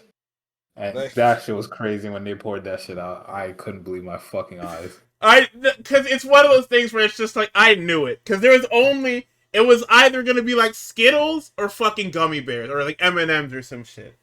Yeah. Okay, deal. You got to think about it. It's a small bag. What they want is thumbtacks or glass. The only thing that would fit that size is candy. And in wrestling, especially in 2025's wrestling, you can't even say something goofy like Legos because that's a serious thing that niggas use is Legos. So it had to Yeah, be that can it fuck had to you be up something too. that's absolutely fucking useless. So Mox decides to hog tie Darby to this fucking chair. Boy, he takes this fucking fork and linguinis the shit out of this fucking guy's ear. That is the John Moxley holy shit moment of the night, where he forks him crazy style, much like Hangman, where Hangman forked him crazy style, and he had a gusher. Awesome match, by the way. Please, please, please go back and watch this shit if you haven't. Even if you have, go back and watch this shit again. This shit is fucking awesome. He forks the fuck out of Darby's ear. It's all nasty and grody. It's punching through. It's bleeding everywhere. Started twisting that shit up He too. started twisting it. Oof. Darby's ear is dyed a completely different color. Like you can see the blood building on the top of his ear and then it coming out on the bottom of his fucking ear.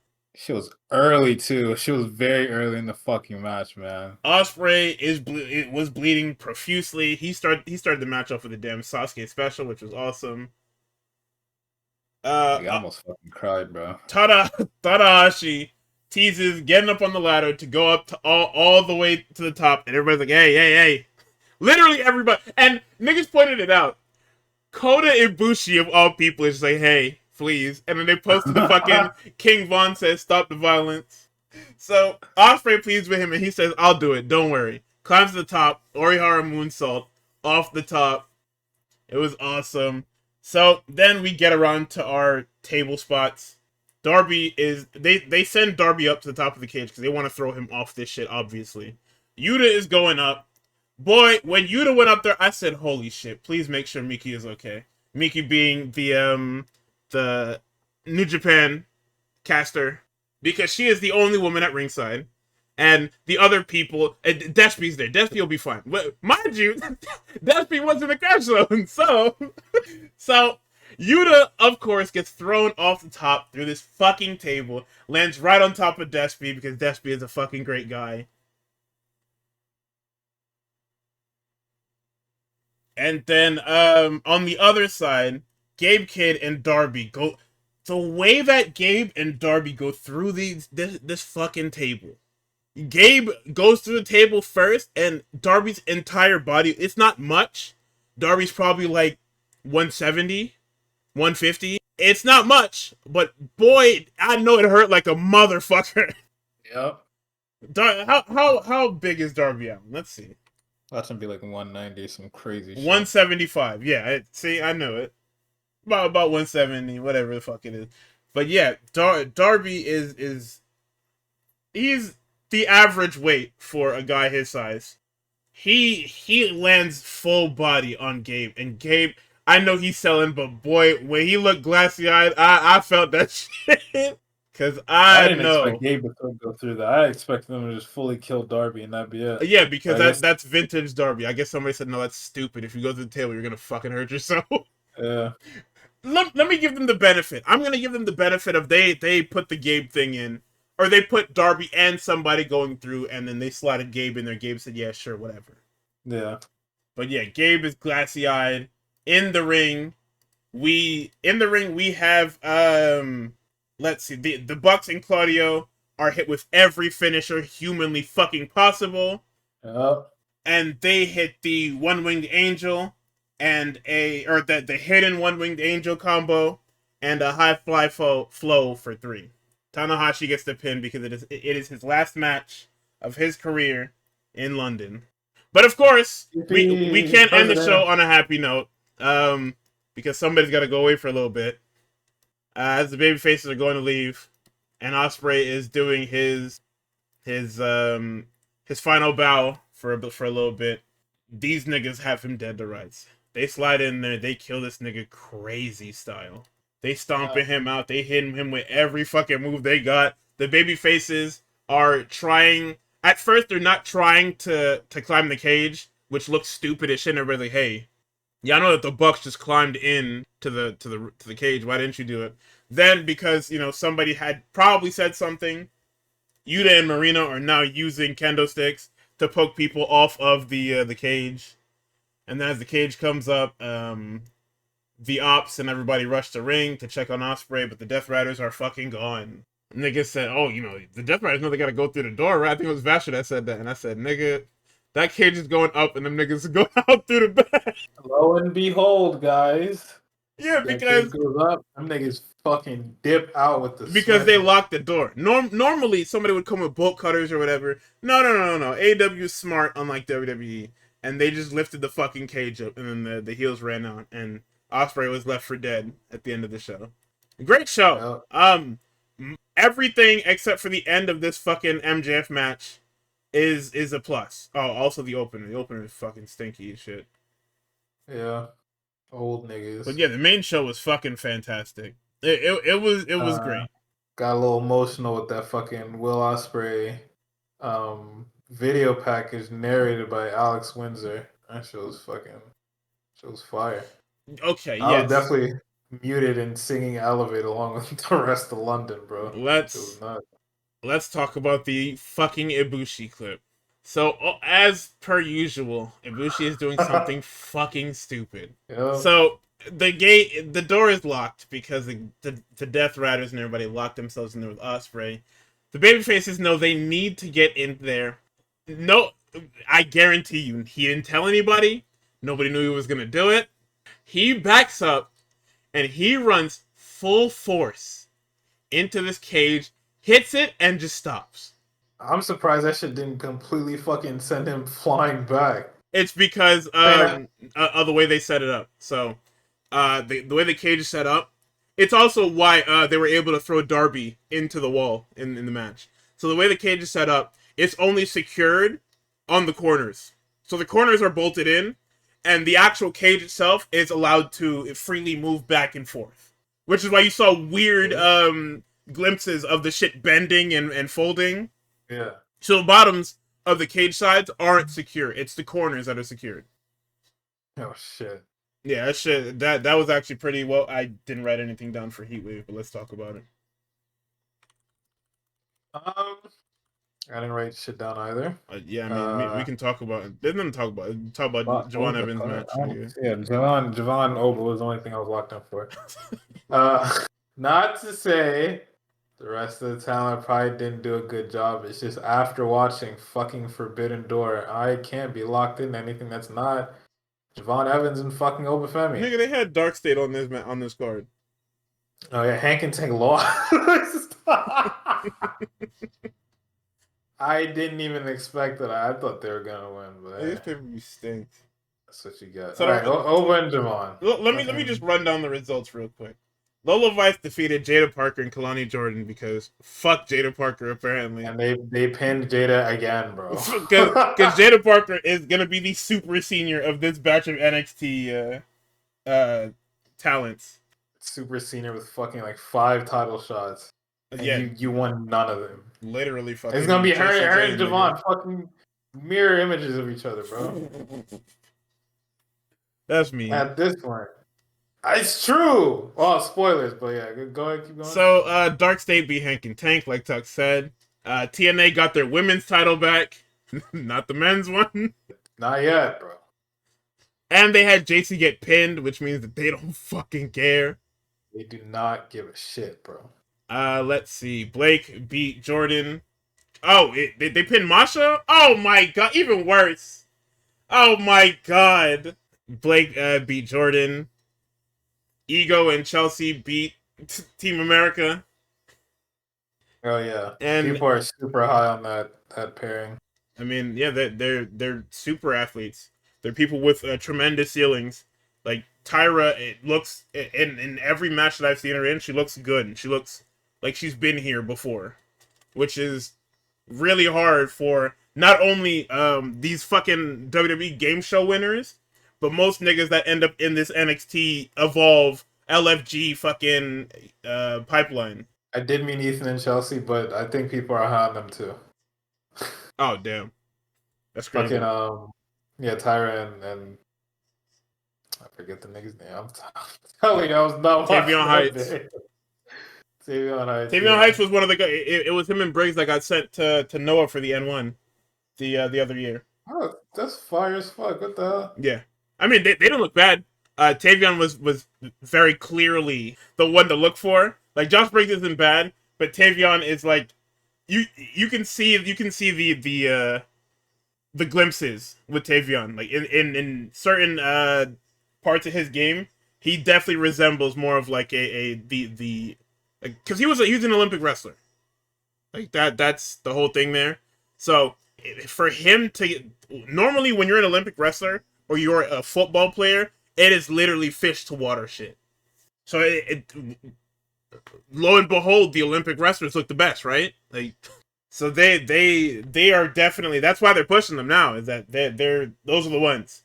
Tyra was I didn't see any of the LFG people, but Tyra was absolutely the best pick. I didn't know anything about her because I'm not watching that fucking show.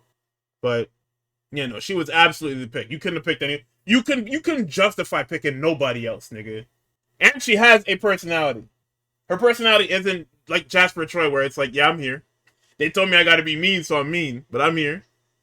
So Oba Yeah. and Javon, let's talk about it.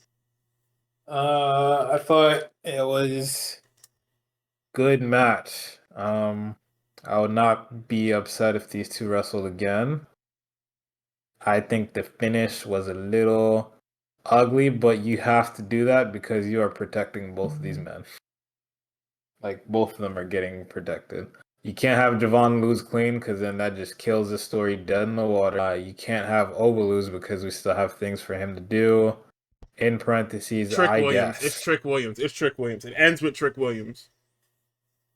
It can't end with Trick Williams. It has to, because they keep teasing this fucking thing. It has to end with It has no. Javon. I know the Ricky Sainz shit. It's Javon. I mean, it has to be Javon. I don't know, man, because they keep putting this Trick and Oba shit in my fucking face. Like, because the whole beef between Javon and Trick now is when Trick started turning into what was he calling himself, Hollywood Trick? It's not Hollywood Trick. You're barely fucking Tyler Perry estate Trick, bro.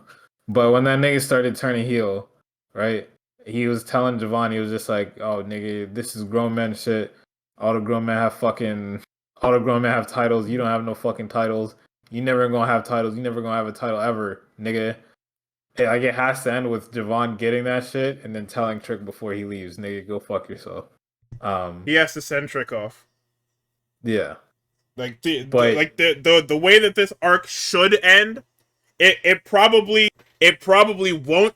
It'll probably end the way that Tuck said it, but the way that this should end is because these are his pillars, or these are his pillars for him to knock over. Yeah. But the issue with that and why you're saying it's being positioned as Oba Trick is that it is kind of being positioned that way, right? Trick, I think, is about to, if we have any inclination, if creative has given us any clue as to what the fuck is about to happen, Trick is about to lose to who the fuck showed up last NXT? Mike Santana. Mike Santana. Trick loses to Mike Santana for the fucking TNA chip. Bound for Glory is what, October? No way. It has to be. I'm pretty sure that's the Bound for Glory thing. So Trick would lose at Bound for Glory in fucking bumblefuck Lowell, Massachusetts. Is that early or late October? That's a good question. It is early October. October 12th. Okay. So Oba retains against Ricky at No Mercy. Yes. Trick loses at Bound for Glory. Right. Trick calls his shot for another title match. And Ava will give it to him because why the fuck not? Yeah. And then Oba is like, bro, you can't beat Mike Santana. Do not step to me, young man. And then he loses like shit because why the fuck not? Yeah, back of the fucking line, dude. And then when he hit that Trick shot after the most egregious ref bump you've ever fucking seen, and he walk out with that fucking belt, I'm just gonna leave. I'm gonna hang up that call so quick, nigga. It just looks so weird because that's how it probably is going to go, but how it's supposed to go is, Javon gets one more title shot. He calls that. I don't know what he calls. Oh, the refs couldn't decide. Fuck that. That was bullshit. Nigga, you're scared. And then Oba's like, whoa, whoa, whoa. I'm not scared. They run it back. Javon wins. Trick tries to get that shit off of Javon, and then Trick graduates because fucking Javon not only gets a title after Trick said he couldn't do it, but defends against him. That's how that shit is supposed to end. Is it gonna end like that? Who fucking knows? Who knows? I mean, at this point, there's multiple ways of it. Here's the thing, right? Is that the idea of this is that it ends with Javon being a champion. That is the whole thing. Like we should be going into 2026 with this little nigga as the NXT champion. That is the only thing that should be coming out of this year. Trick winning NXT title number 3 doesn't matter. It is a means to an end. Because Oba is Trick's demon, right? And the way that you deal with them both is one beats the other, and then you have your Omega super baby face waiting in the wings to snatch the shit up. It might be another fucking triple threat, man. Why? That doesn't solve anything. I don't know. I think if everybody wants to have their cake and eat it too, right? You have Javon pin Trick to really rub the salt in the wound, and you don't have to have Oba get pinned.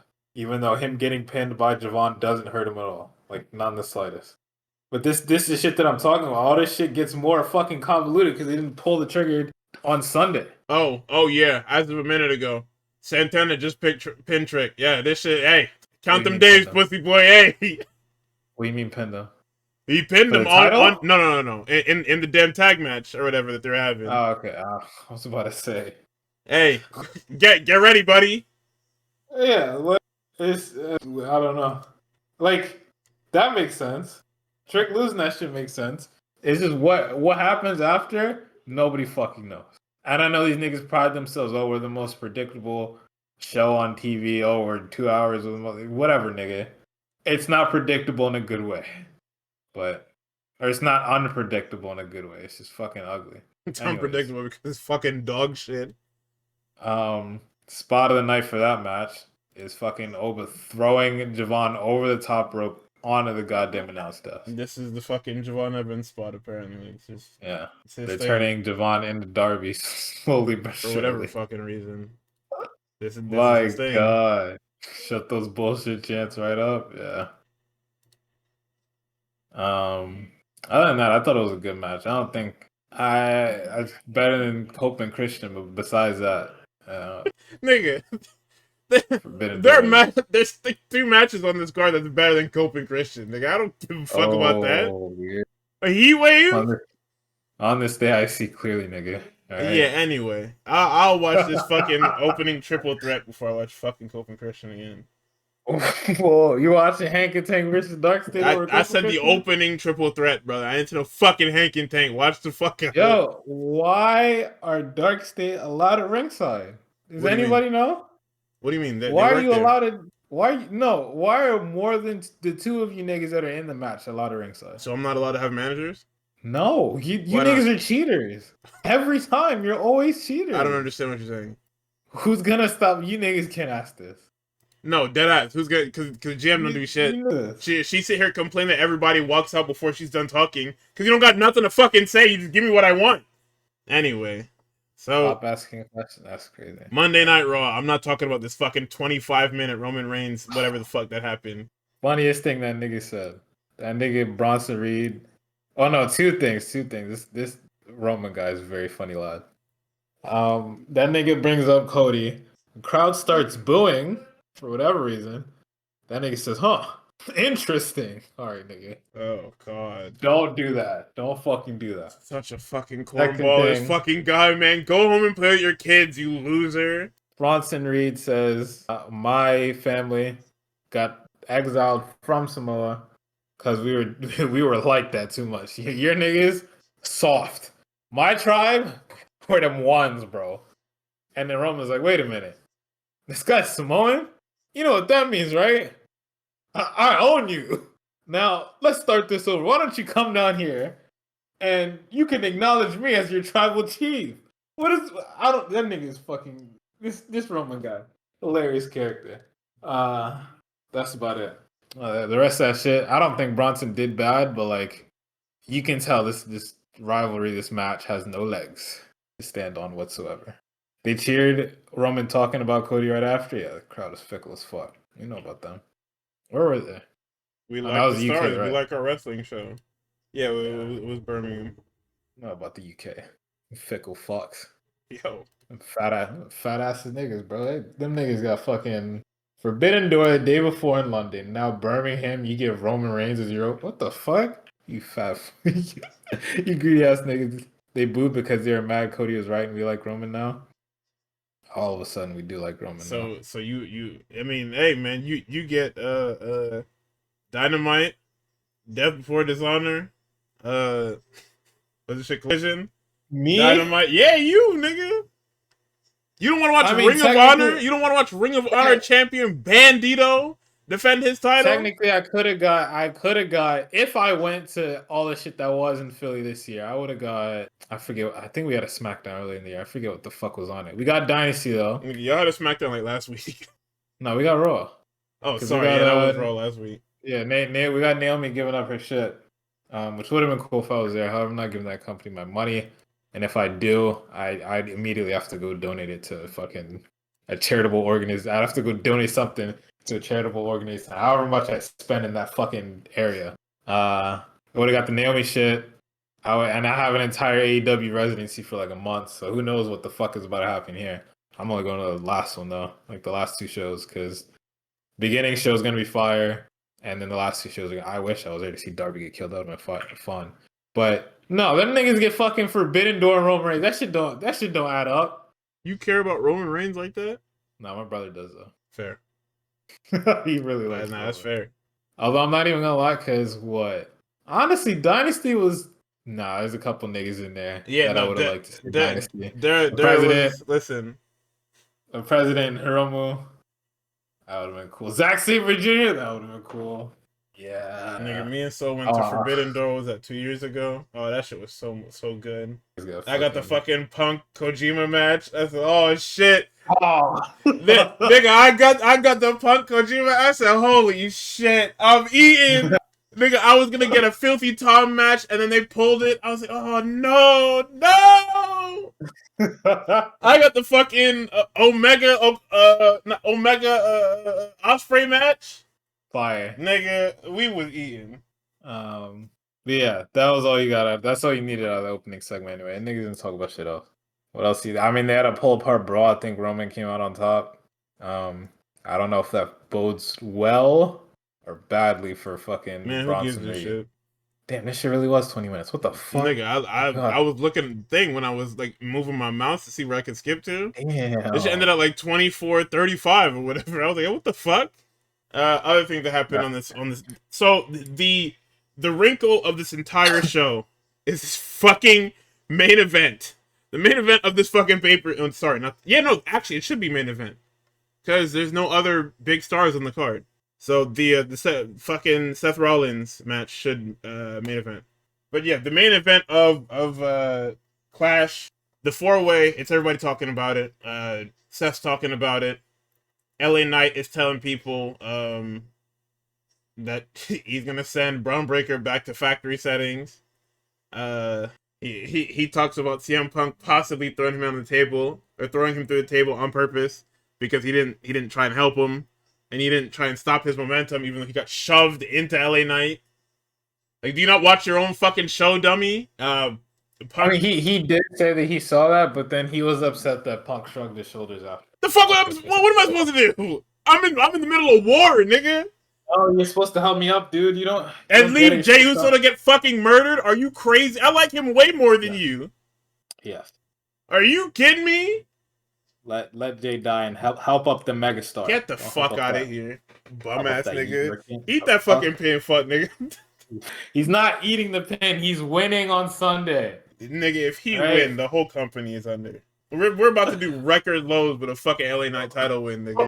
You're saying the Seth Riders move more product than the megastar LA Knight? Yes. Oh my god. Niggas would rather see Seth's bare ass than fucking LA Knight, nigga. Nigga said record lows too. That's crazy. So, You know how bad record lows are? so Punk later in the night ends up saying that he understands it's at stake. Basically that nobody wants to play ball. But what do you mean I'm not ready for it? What do you want to see that? Like niggas distracting me. Do you want to see that? Do you want fucking 20-minute LA Knight promos at the beginning of your fucking Raw? Are you crazy? Let me talk to you. Yeah, fucking 20-minute let me talk to you into fucking nothing. What the fuck? Am I crazy? So, yeah, Punk says nobody wants to play ball, but he just wants to make sure that everybody makes it because niggas deserve to make it to their fucking title match, and Seth is literally walking around with these two badass pit bulls, killing people. Like, Punk is a reasonable person here, but we get it. Like I get everybody else's sentiments. So, he basically said everybody's gonna be left for dead, with everybody saying CM Punk, and I said, yeah, steal that bitch ass nigga shit. It's not his no more. That's it. Oh. Get your shit took, fuck nigga. Talking about some mega star. So then, after that, we get the Roman Reigns segment where he's a functioning human being. How did this happen? When did this happen? That nigga, he found some love for the business again, bro. I didn't believe I couldn't even watch the promo because I watched Raw live and I'm not rewatching that shit. So I look over my screen, I see Roman actually talking to Jim. Like, what the fuck? I was like, what? I was like, hey, hold on. This is actually pretty. No, and they knew what they were doing too because this nigga is talking into the fucking wall. Then it pans out and it's Roman, and you're like, oh. And he's actually listening and he's giving responses like, oh. Then he gives him a pep talk. He's like, yeah, nigga, you were world champion. What are you worried about? Stop worrying about dealing for. You did so much for our family. Nigga, you did so much for me. What? I said, like, where the fuck did this come from? No, because you know what this is? And this plays a bigger part into what happens at the end of the night. Because we're finally using the fucking Samoan mind control. Oh, yeah. We're finally using it correctly. It's Keke Genkai, right? I forgot. We're finally using this shit right. Yeah, he basically says, hey, don't trust CM Punk, don't trust none of them niggas. Just do you, be on your ones. You're here to capture moments and lock in legacies. You're not here to make friends or nothing like that. But hey, man, that's just my perspective on it. To be fair, right? To be fair to Roman, one of the first things this nigga CM Punk said when he came back to the company, I'm not here to make friends. I'm here to make money. Yes. That I can't trust a nigga like that. I mean, you know, good on Big Rome for washing the product. You know what I'm saying? I mean, yeah, because Roman's all he's got left again. His entire fucking family's on the other show. He's by himself again. Literally fucking everybody's on SmackDown. They sent the entirety of this fucking bloodline, everything except for these two, to SmackDown. So okay, new Bayley segment. Bayley her personas are fighting. The hugger persona and the role model are fighting for control of Bayley's fucking brain, and she's losing. Them niggas is winning, she's losing. I can't wait for the secret third option. I mean, yeah, what where they all unite and she's just a regular person? Yeah. You know what company this is? Hello? I'm just getting ready for Bayley versus Alex Windsor in Philadelphia in a few weeks. I'm sorry. Can I get a contract check? I know it's long, but can I get a contract check? Because this nigga is doing this shit again. You know, now I'm doing that shit them niggas on Twitter do. Bayley versus Willow Nightingale. Bayley versus Chris. Yeah, anytime Bayley eats a fucking anytime Bayley eats a pin on a random fucking Raw, you just pull out the Rolodex of AEW stars you would like to see her wrestle. Bayley versus Mercedes Moné. Wrestle Dream, man. Wrestle Dream is crazy. Why not fucking all in, nigga, or all out? It's not a big enough. Nigga, having an AEW versus AEW match at Wrestle Dream is, Wrestle Dream. Wrestle fucking Dynasty is the other one. Jesus. Okay. Where's the one that fucking? Which one did Danielson get killed at? Wrestle Dream. That is Wrestle Dream. I always mix those two up. I said, what the fuck? Okay, yeah. So, I mean, other than that, the matches were good on this show. I think all the matches were good. Dragon Lee and JD was fucking great. She was really good. AJ attacks Dom is the big one out of that. Penta and Kofi is certainly a match. Skipping over the real developments. Well, I mean, I have to cover the matches real quick just to get feelings. Yeah. I mean, I could be talking about Becky Lynch and Nikki Bella. You niggas talking me about some Rio. We're gonna get to them gay ass niggas. Don't worry. They had the fakest breakup segment ever. I can't believe Rhea Ripley got caught like that. What? The lights go out. You go. This is my chance. What are you in middle school, nigga? Listen, man. Oh my god! Okay. I get it. I see your Sky. I get it. But damn. Let's talk about it then. So Rhea's warming up. Io walks into the frame. She says she respects her, but Kairi and Io are family, and they don't want her involved in their business. In the background, you see Kairi and Asuka walk up. They see them niggas hug, and Asuka is enraged. Like, not even normal enraged, nigga. She was 3 steps from just throwing shit at them niggas from back there. Senpai is not what it looks like. Which is fucking crazy. I can explain. That's what we're doing. Yeah. So then in the Roxanne Perez and Rhea Ripley segment. Oh wait, no, hold on. What I meant? No, and the whole point of this was they need to go their separate ways. They need to be away from each other for a little bit, just figure this whole thing out. Which we cut to the Rhea Ripley and Roxanne Perez match. Post match, they whoop her fucking ass crazy style. The crowd is chanting for Io. Out comes Io, and she goes to help. Backstage, Rhea then said, "I thought you said you were gonna stay away from me." She said, "I owed you for last week." Asuka comes in with that fucking fire, boy. Asuka flies into the situation with nothing but gas. Oh my god. Yes, she is. She knows what it is. That's a real Hooper. I don't like this because why is Kairi caught in the fucking middle here? Why are we playing this like that? When them niggas start killing Io, Kairi's not gonna be fucking maniacal and evil. Because niggas are forgetting she's a pirate. We're playing to that.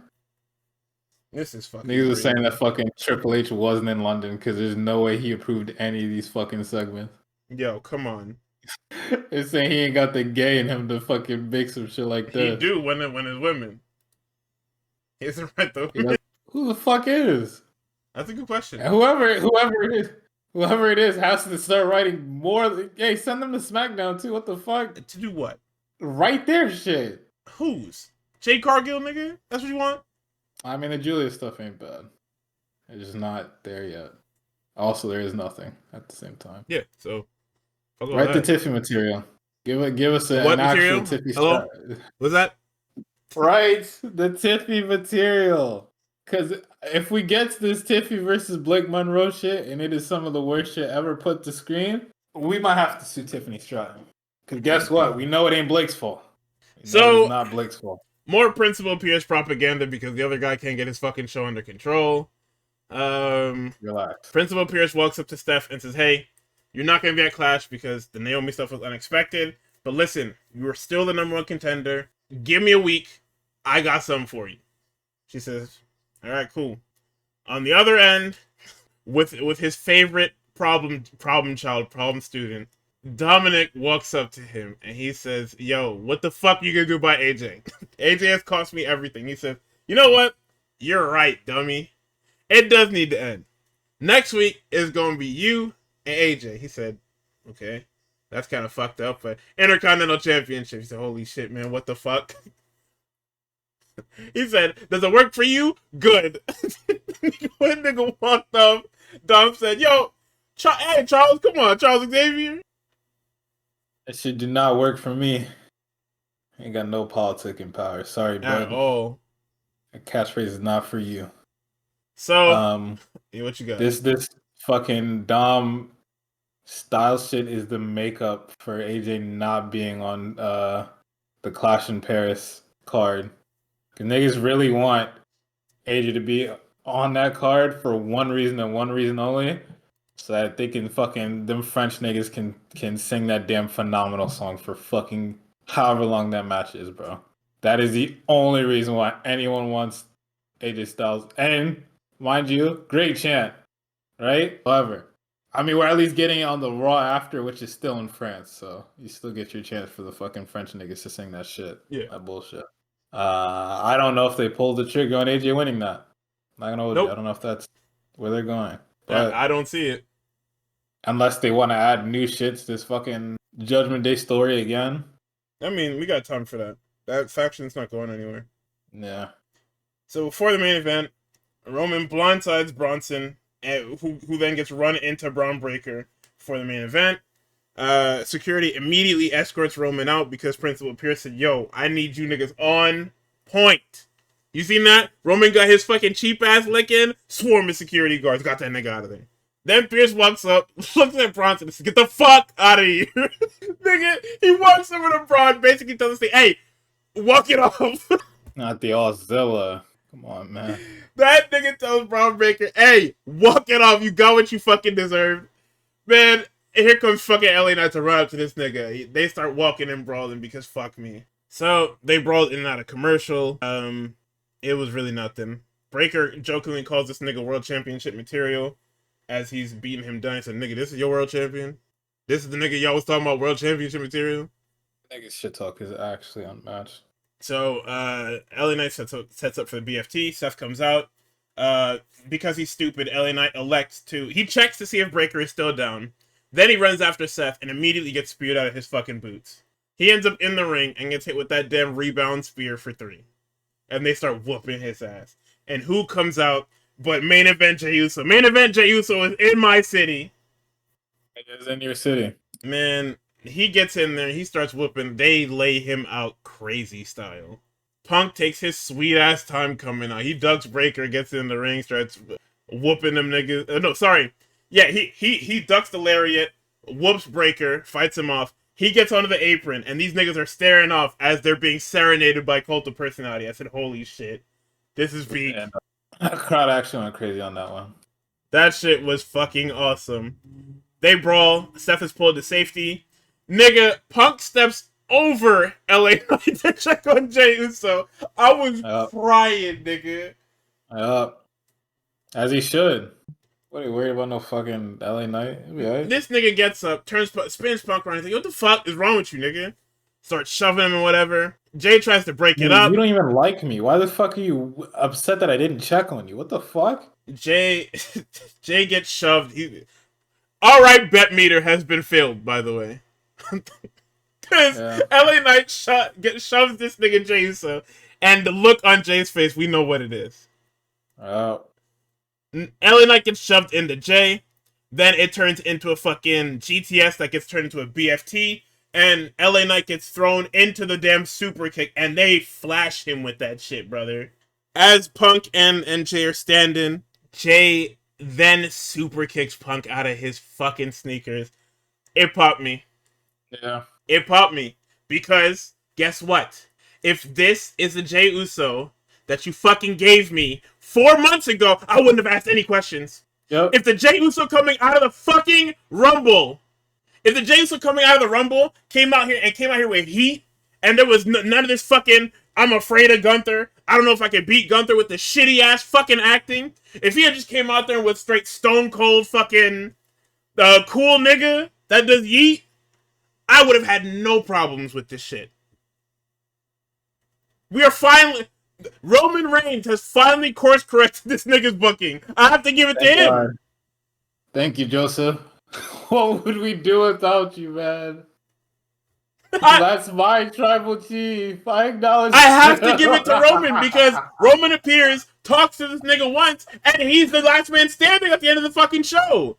Yeah, I got the whole of Birmingham eating, bro. What the fuck? It's like, nigga, this is the Jey Uso we wanted to see. That's what I've been waiting for. That's what we've been waiting for. We have been waiting for this fucking Jey Uso to pop out at some point, and he never did. Anyway, I mean, there's nothing else to talk about. Becky Lynch said some shit about Ozzy Osbourne, and now the niggas is in trouble. So, real heat, brother. That's the other one. I don't know why we didn't clear it with the family or just not say it at all. But not everybody in trouble. Congratulations.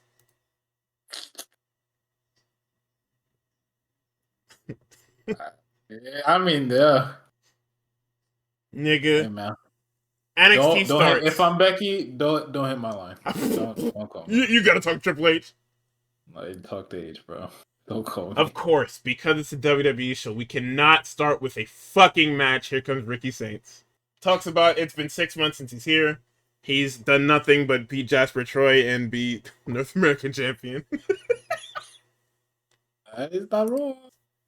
He calls a shot. Briggs comes out and they treat this nigga like Logan Paul. It's crazy. Nigga, they boo and Briggs is looking out into the crowd for some fucking reprieve.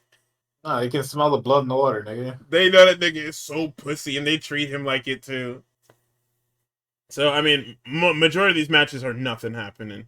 Jordan interrupts the number one contenders match between Blake and Kalani because after Heatwave, Blake was talking to Ava, telling him, hey, I should get a shot. And Ava says, should you? Kalani walks up and says, I didn't get pinned, so I deserve a shot too. So the match was made. Jordan interferes, and Blake literally just loses off of that. It's the most nothing happening match. I don't know what the fuck we're doing with Blake Monroe, who is supposed to be our gigantic signing. I guess this nigga read the Twitter threads of the NXT women stands that were mad that Jada Parker and Kalani Jordan and Lola Vice and fucking Carmen Petrovic got benched for Blake Monroe and the former NXT Big Three. I don't know what the fuck is happening. So that's a real thing. This Miles Bourne and Lexis King blindfold match was dog shit. It was a blindfold match.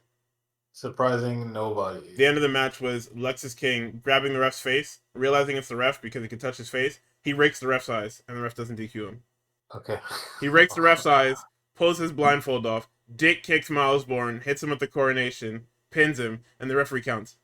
Oni Khan, congratulations. You have won Booker of the Year. Shawn Michaels, you are out of the running.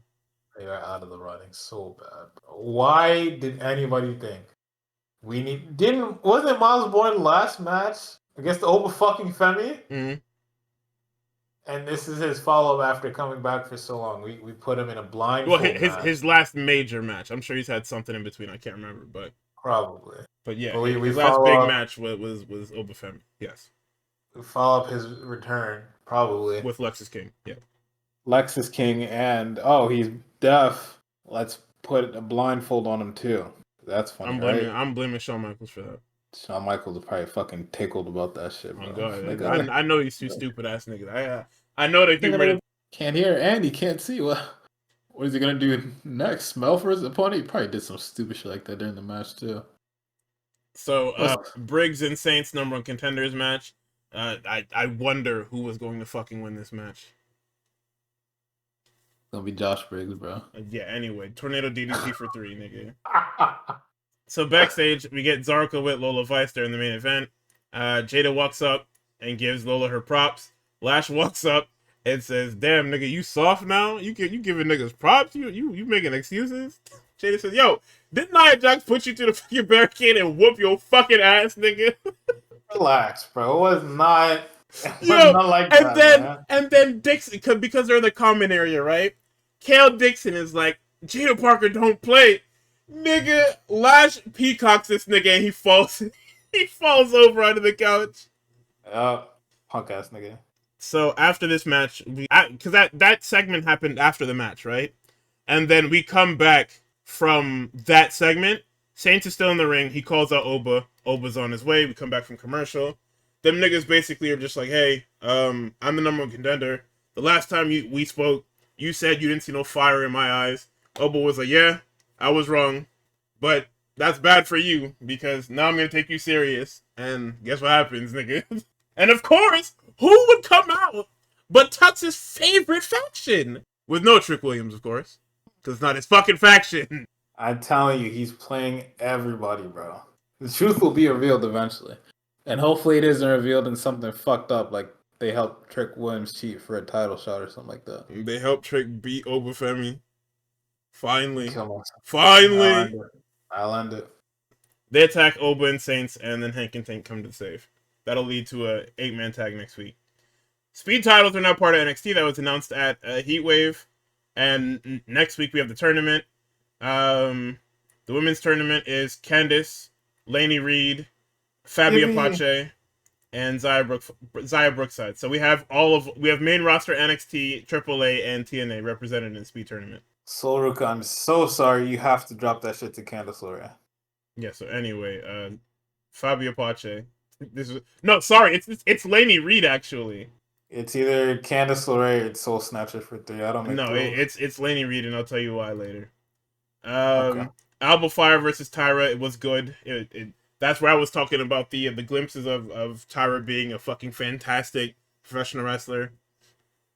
They kill Tavion after the match, and they lay a Canadian flag over his body. Damn. Yeah, they were doing some other shit. Fatal Attraction or Fatal Influence are breaking up. They're teasing it crazy style. Let's see. Jasmine says that she wants the speed title. Chasey says it's going to Fallon. Jasmine says she's not been champion, and they have. JC cuts her off and tells her that there's a reason for that. Jasmine snaps back and says nobody thought she'd ever have one title, let alone two. And then my next bullet is Jasmine is not long for this fucking world. They're going to send her to the fucking gulag soon, because she's getting a little big for her britches, when she's quite literally the third wheel in this group here. So your main event is Zaruka featuring Lola Vice versus Fatal Influence. Vic asked Booker what he got Zaruka for her birthday. Booker says he didn't get her shit because he's not her boyfriend. Fuck. Alright, man. So this is very clearly setting up for a Fatal Influence breakup, because Jasmine is quite literally the albatross of this fucking team. She gets in the way, Fallon is distracted, JC gets killed, Soul Snatcher to Jasmine, backfist to Fallon for 3. During that match, Laney Reed showed up in the crow's nest. She was the only person on the show to show up in the crowd, because she's in the speed tournament. So that's why I think that Laney Reed is absolutely going to be the #1 contender and probably beat Soul, because they hinted at it. I think it was last week, the week before, with Laney pulling up after the backstage Zaruka and Fatal Influence segment, and she was like, at least JC defends her title. So that was like, I guess she's going to be their new max rookie contract star. Yeah. Yes, memes. Culling, Ren Sinclair, and Kendall Gray was a good match. I liked it. I liked it a lot. Kendall Gray, between last week and this week, I'm all in. Like Tyra, she's got it. I'm pushing the chips in. I did see what you said. I did remember her. Well, I saw her last week, and I didn't think it was. Did I say it was LFG propaganda? Because I do enjoy her. Between, like I said, between last week and this week, she's got my stamp of approval. I'm pretty cool. I'm pretty cool with her. So if they keep featuring her on TV, don't just send her back to Evolve. You have multiple people to send back to Evolve. Jasmine Nix is one of them. You got mad niggas to like keep off TV, and it shouldn't be Kendall Gray. Kendall Gray belongs here, unlike the rest of the people you try to put on my fucking TV. Lame ass niggas. So yeah, I mean that was NXT. Nothing happened in show. We're taking it slow. We're continuing our feuds coming out of Heatwave, and that's about it. Oh yeah, she went on record on a podcast and said that she watches tape.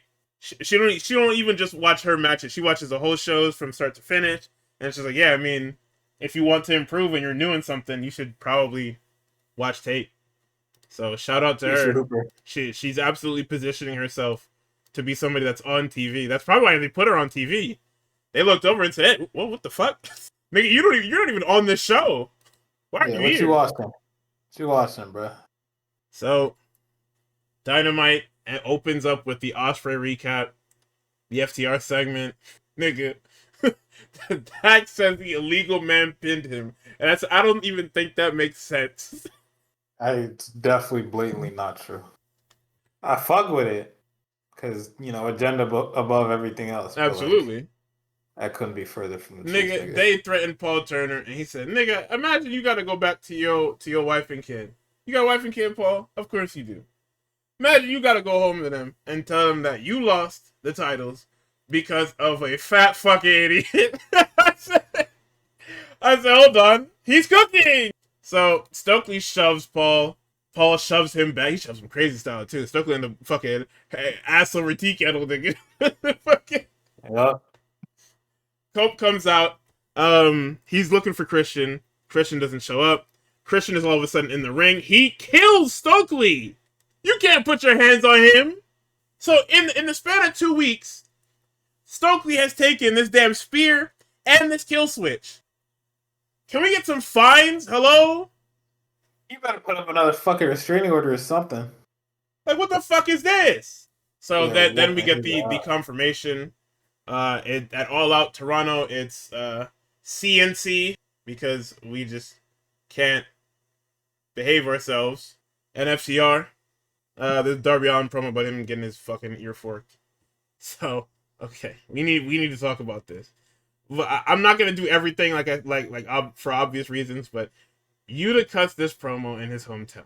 He says, "Nigga, I was born and bred here. I cut my teeth here, and you niggas saying fuck me? What you saying fuck me for?" Nigga says, "You know what? You niggas booing me.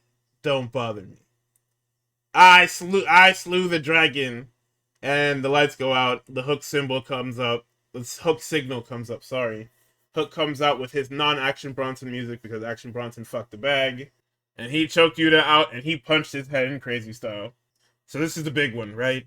MJF after Forbidden Door, he said that Tony Khan says that he now has to use his contract in advance with 7 days notice. And I assume that this is a punishment because he almost set Mark Briscoe on fire. But this doesn't happen if we establish rules about this fucking contract in the first place. Because Athena said that she was going to use her contract and then signed it before the match. How is that legally binding? Are we running on a fucking honor system? Yes. What are we fucking doing? Oh, also, I want to jump back to NXT real quick, because I just remembered, while I'm talking about bookers and doing stupid ass shit. Where is it? So, you remember in the opening segment with the Josh Briggs and Ricky Saints thing? Ava comes out to make this fucking thing worse. She says that since Javon hasn't been heard of since Heatwave, they need a new #1 contender. Nigga, I said, what the fuck? Was he the old #1 contender? Nigga, he lost. It's over. He's not the number. That's not how that works. It's over. What? What do you mean since he hasn't been hurt? So if he showed up after Heatwave on this episode of NXT, you would have just gave him the rematch. That's what I'm being told? Yes. How does that he lost? What? What? There's no cue. There's nothing like that, bro. Like, how the fuck? The ref issue, but like... The shit is final. Who cares? Go to the back. Yeah. This show fucking sucks, man. Jesus Christ. Anyway, back to a show that makes more sense. But, I mean, that MJF little video was good. It's... I keep saying it. This is my favorite MJF. When he's not being the fucking smarmy, funny guy. When he's actually fucking upset because things are going as horrible as they fucking possibly can for him. That's when he's at his best. But because of the character he plays, he has to be... Like, when he came back and he was doing the fucking Denim Demon shit, where he killed Garcia, I like that. I like that shit before he turned heel. But, I mean, it needed to happen, so whatever. Alright, let's talk about some matches. Garcia and Moxley, what'd you think? I thought it was good as fuck. I think this is a great way to heat Garcia up again after you had him cut some pretty bad promos during that whole TNT Championship 9/11. It's called that. Let's just call it what it is. Yeah, the fucking Adam Colening. Yeah, and having him, I guess, lose to Nigel. Fletcher and Nigel, yeah. So, great way to heat him up. Made him look really credible. Niggas bought that fucking... Like, they bought that near fall really badly. Like, people were like, oh shit, he's gonna win. And, like, there's a couple ways that they can, you know, kind of downplay this shit if they want to. It could be fucking Moxley's knee. It could be the fact that Moxley won on a fucking freak roll-up. That wasn't no freak roll-up. That was not no freak roll-up. That's what Mox FC is going to run with. No, right? no. The story is that he rolled him up because Garcia is not on that level. That's why after he got pinned, he just sat there and looked out because he knows what happened. Yeah, his AEW record looks atrocious, by the way. Oh yeah, no, it's terrible. 44, 40, and 4 ties. Mm-hmm. Awful scenes. Yeah, because they beat him like a fucking drum all time. Yeah. So we got a cool little wrinkle here. Mox is going out. He's not attacking. He's basically telling Garcia, nigga, you can do fucking better. You can quite literally do better. You hanging out with this fucking clown. Stop hanging out with this fucking clown. This fucking Matt Menard shit. Cut it out. Stop it. You can be better. So It's funny. let's see. Oh, sorry. During the Yuta promo, whole time in the back, full view of the fucking camera, Moxie's sitting there talking to fucking Danny back there while you just sitting here talking to the good people of Philadelphia. Niggas talking about some Darby Allin. The answer is no. Because Moxie said, I'm not going to even fucking address this lame ass nigga again. We killed that fucking guy already. Who cares? I will kill him again if we have to. Bitch ass nigga. So, Mark Briscoe's got a baby. And he's going to kill MJF. Hey, congrats, man. Street saying you gotta get those tubes snipped, but congrats, man. He's like mad babies. 9th baby, Jesus Christ. Man.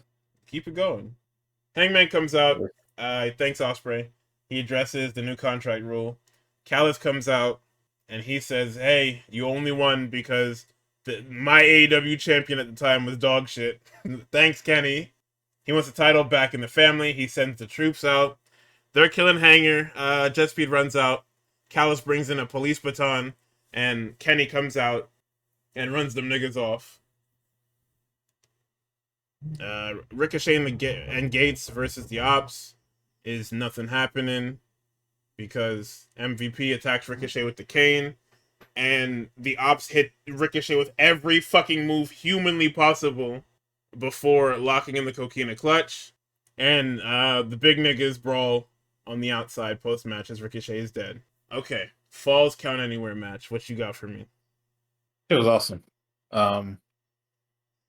Claudio is fucking killing this nigga this nigga Darby tries to jump him first. Shit did not work. He ends up in the shopping cart and he ends up getting fucking shit canned into the common area, I guess. AW's common area is everybody just sitting in the fucking parking lot, I guess. He ends up going through them. He gets body slammed through a fucking TV because why not? Television, man. Bro, Claudio must have been listening to fucking I'm a Boss or something like that. Because he actually he kills this guy for like 20 minutes straight. Like Darby doesn't get much offense in until the end of the fucking match. Nigga, he gets him up in this fucking mother effing bomb. He runs and launches Darby into this fucking table. And it's just silence for like a minute or 3. Because nobody can say anything. The feed feels like it's been cut, drags him into the ring. Then we get the the audio was fucked for like 5 minutes. Bro. Yeah, it was cooked.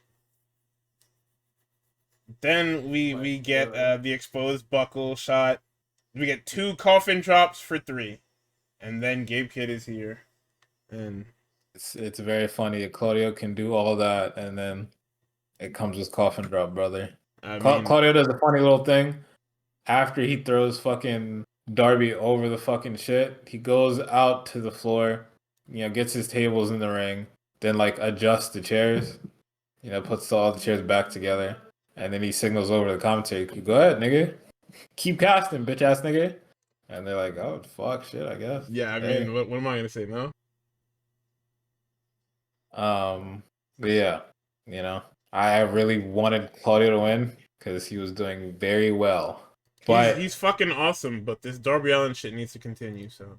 Darby Allin shit must continue. A little taped up ear, you bitch. Sorry.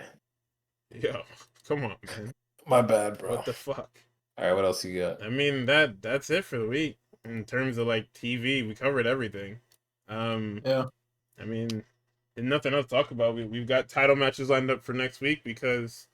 like I told you, it's one title match it's a title match every week or every other week. It doesn't fucking matter. Somebody's defending something. I have to check.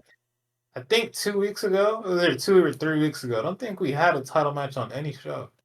I mean, this one we didn't either in terms of normal shows.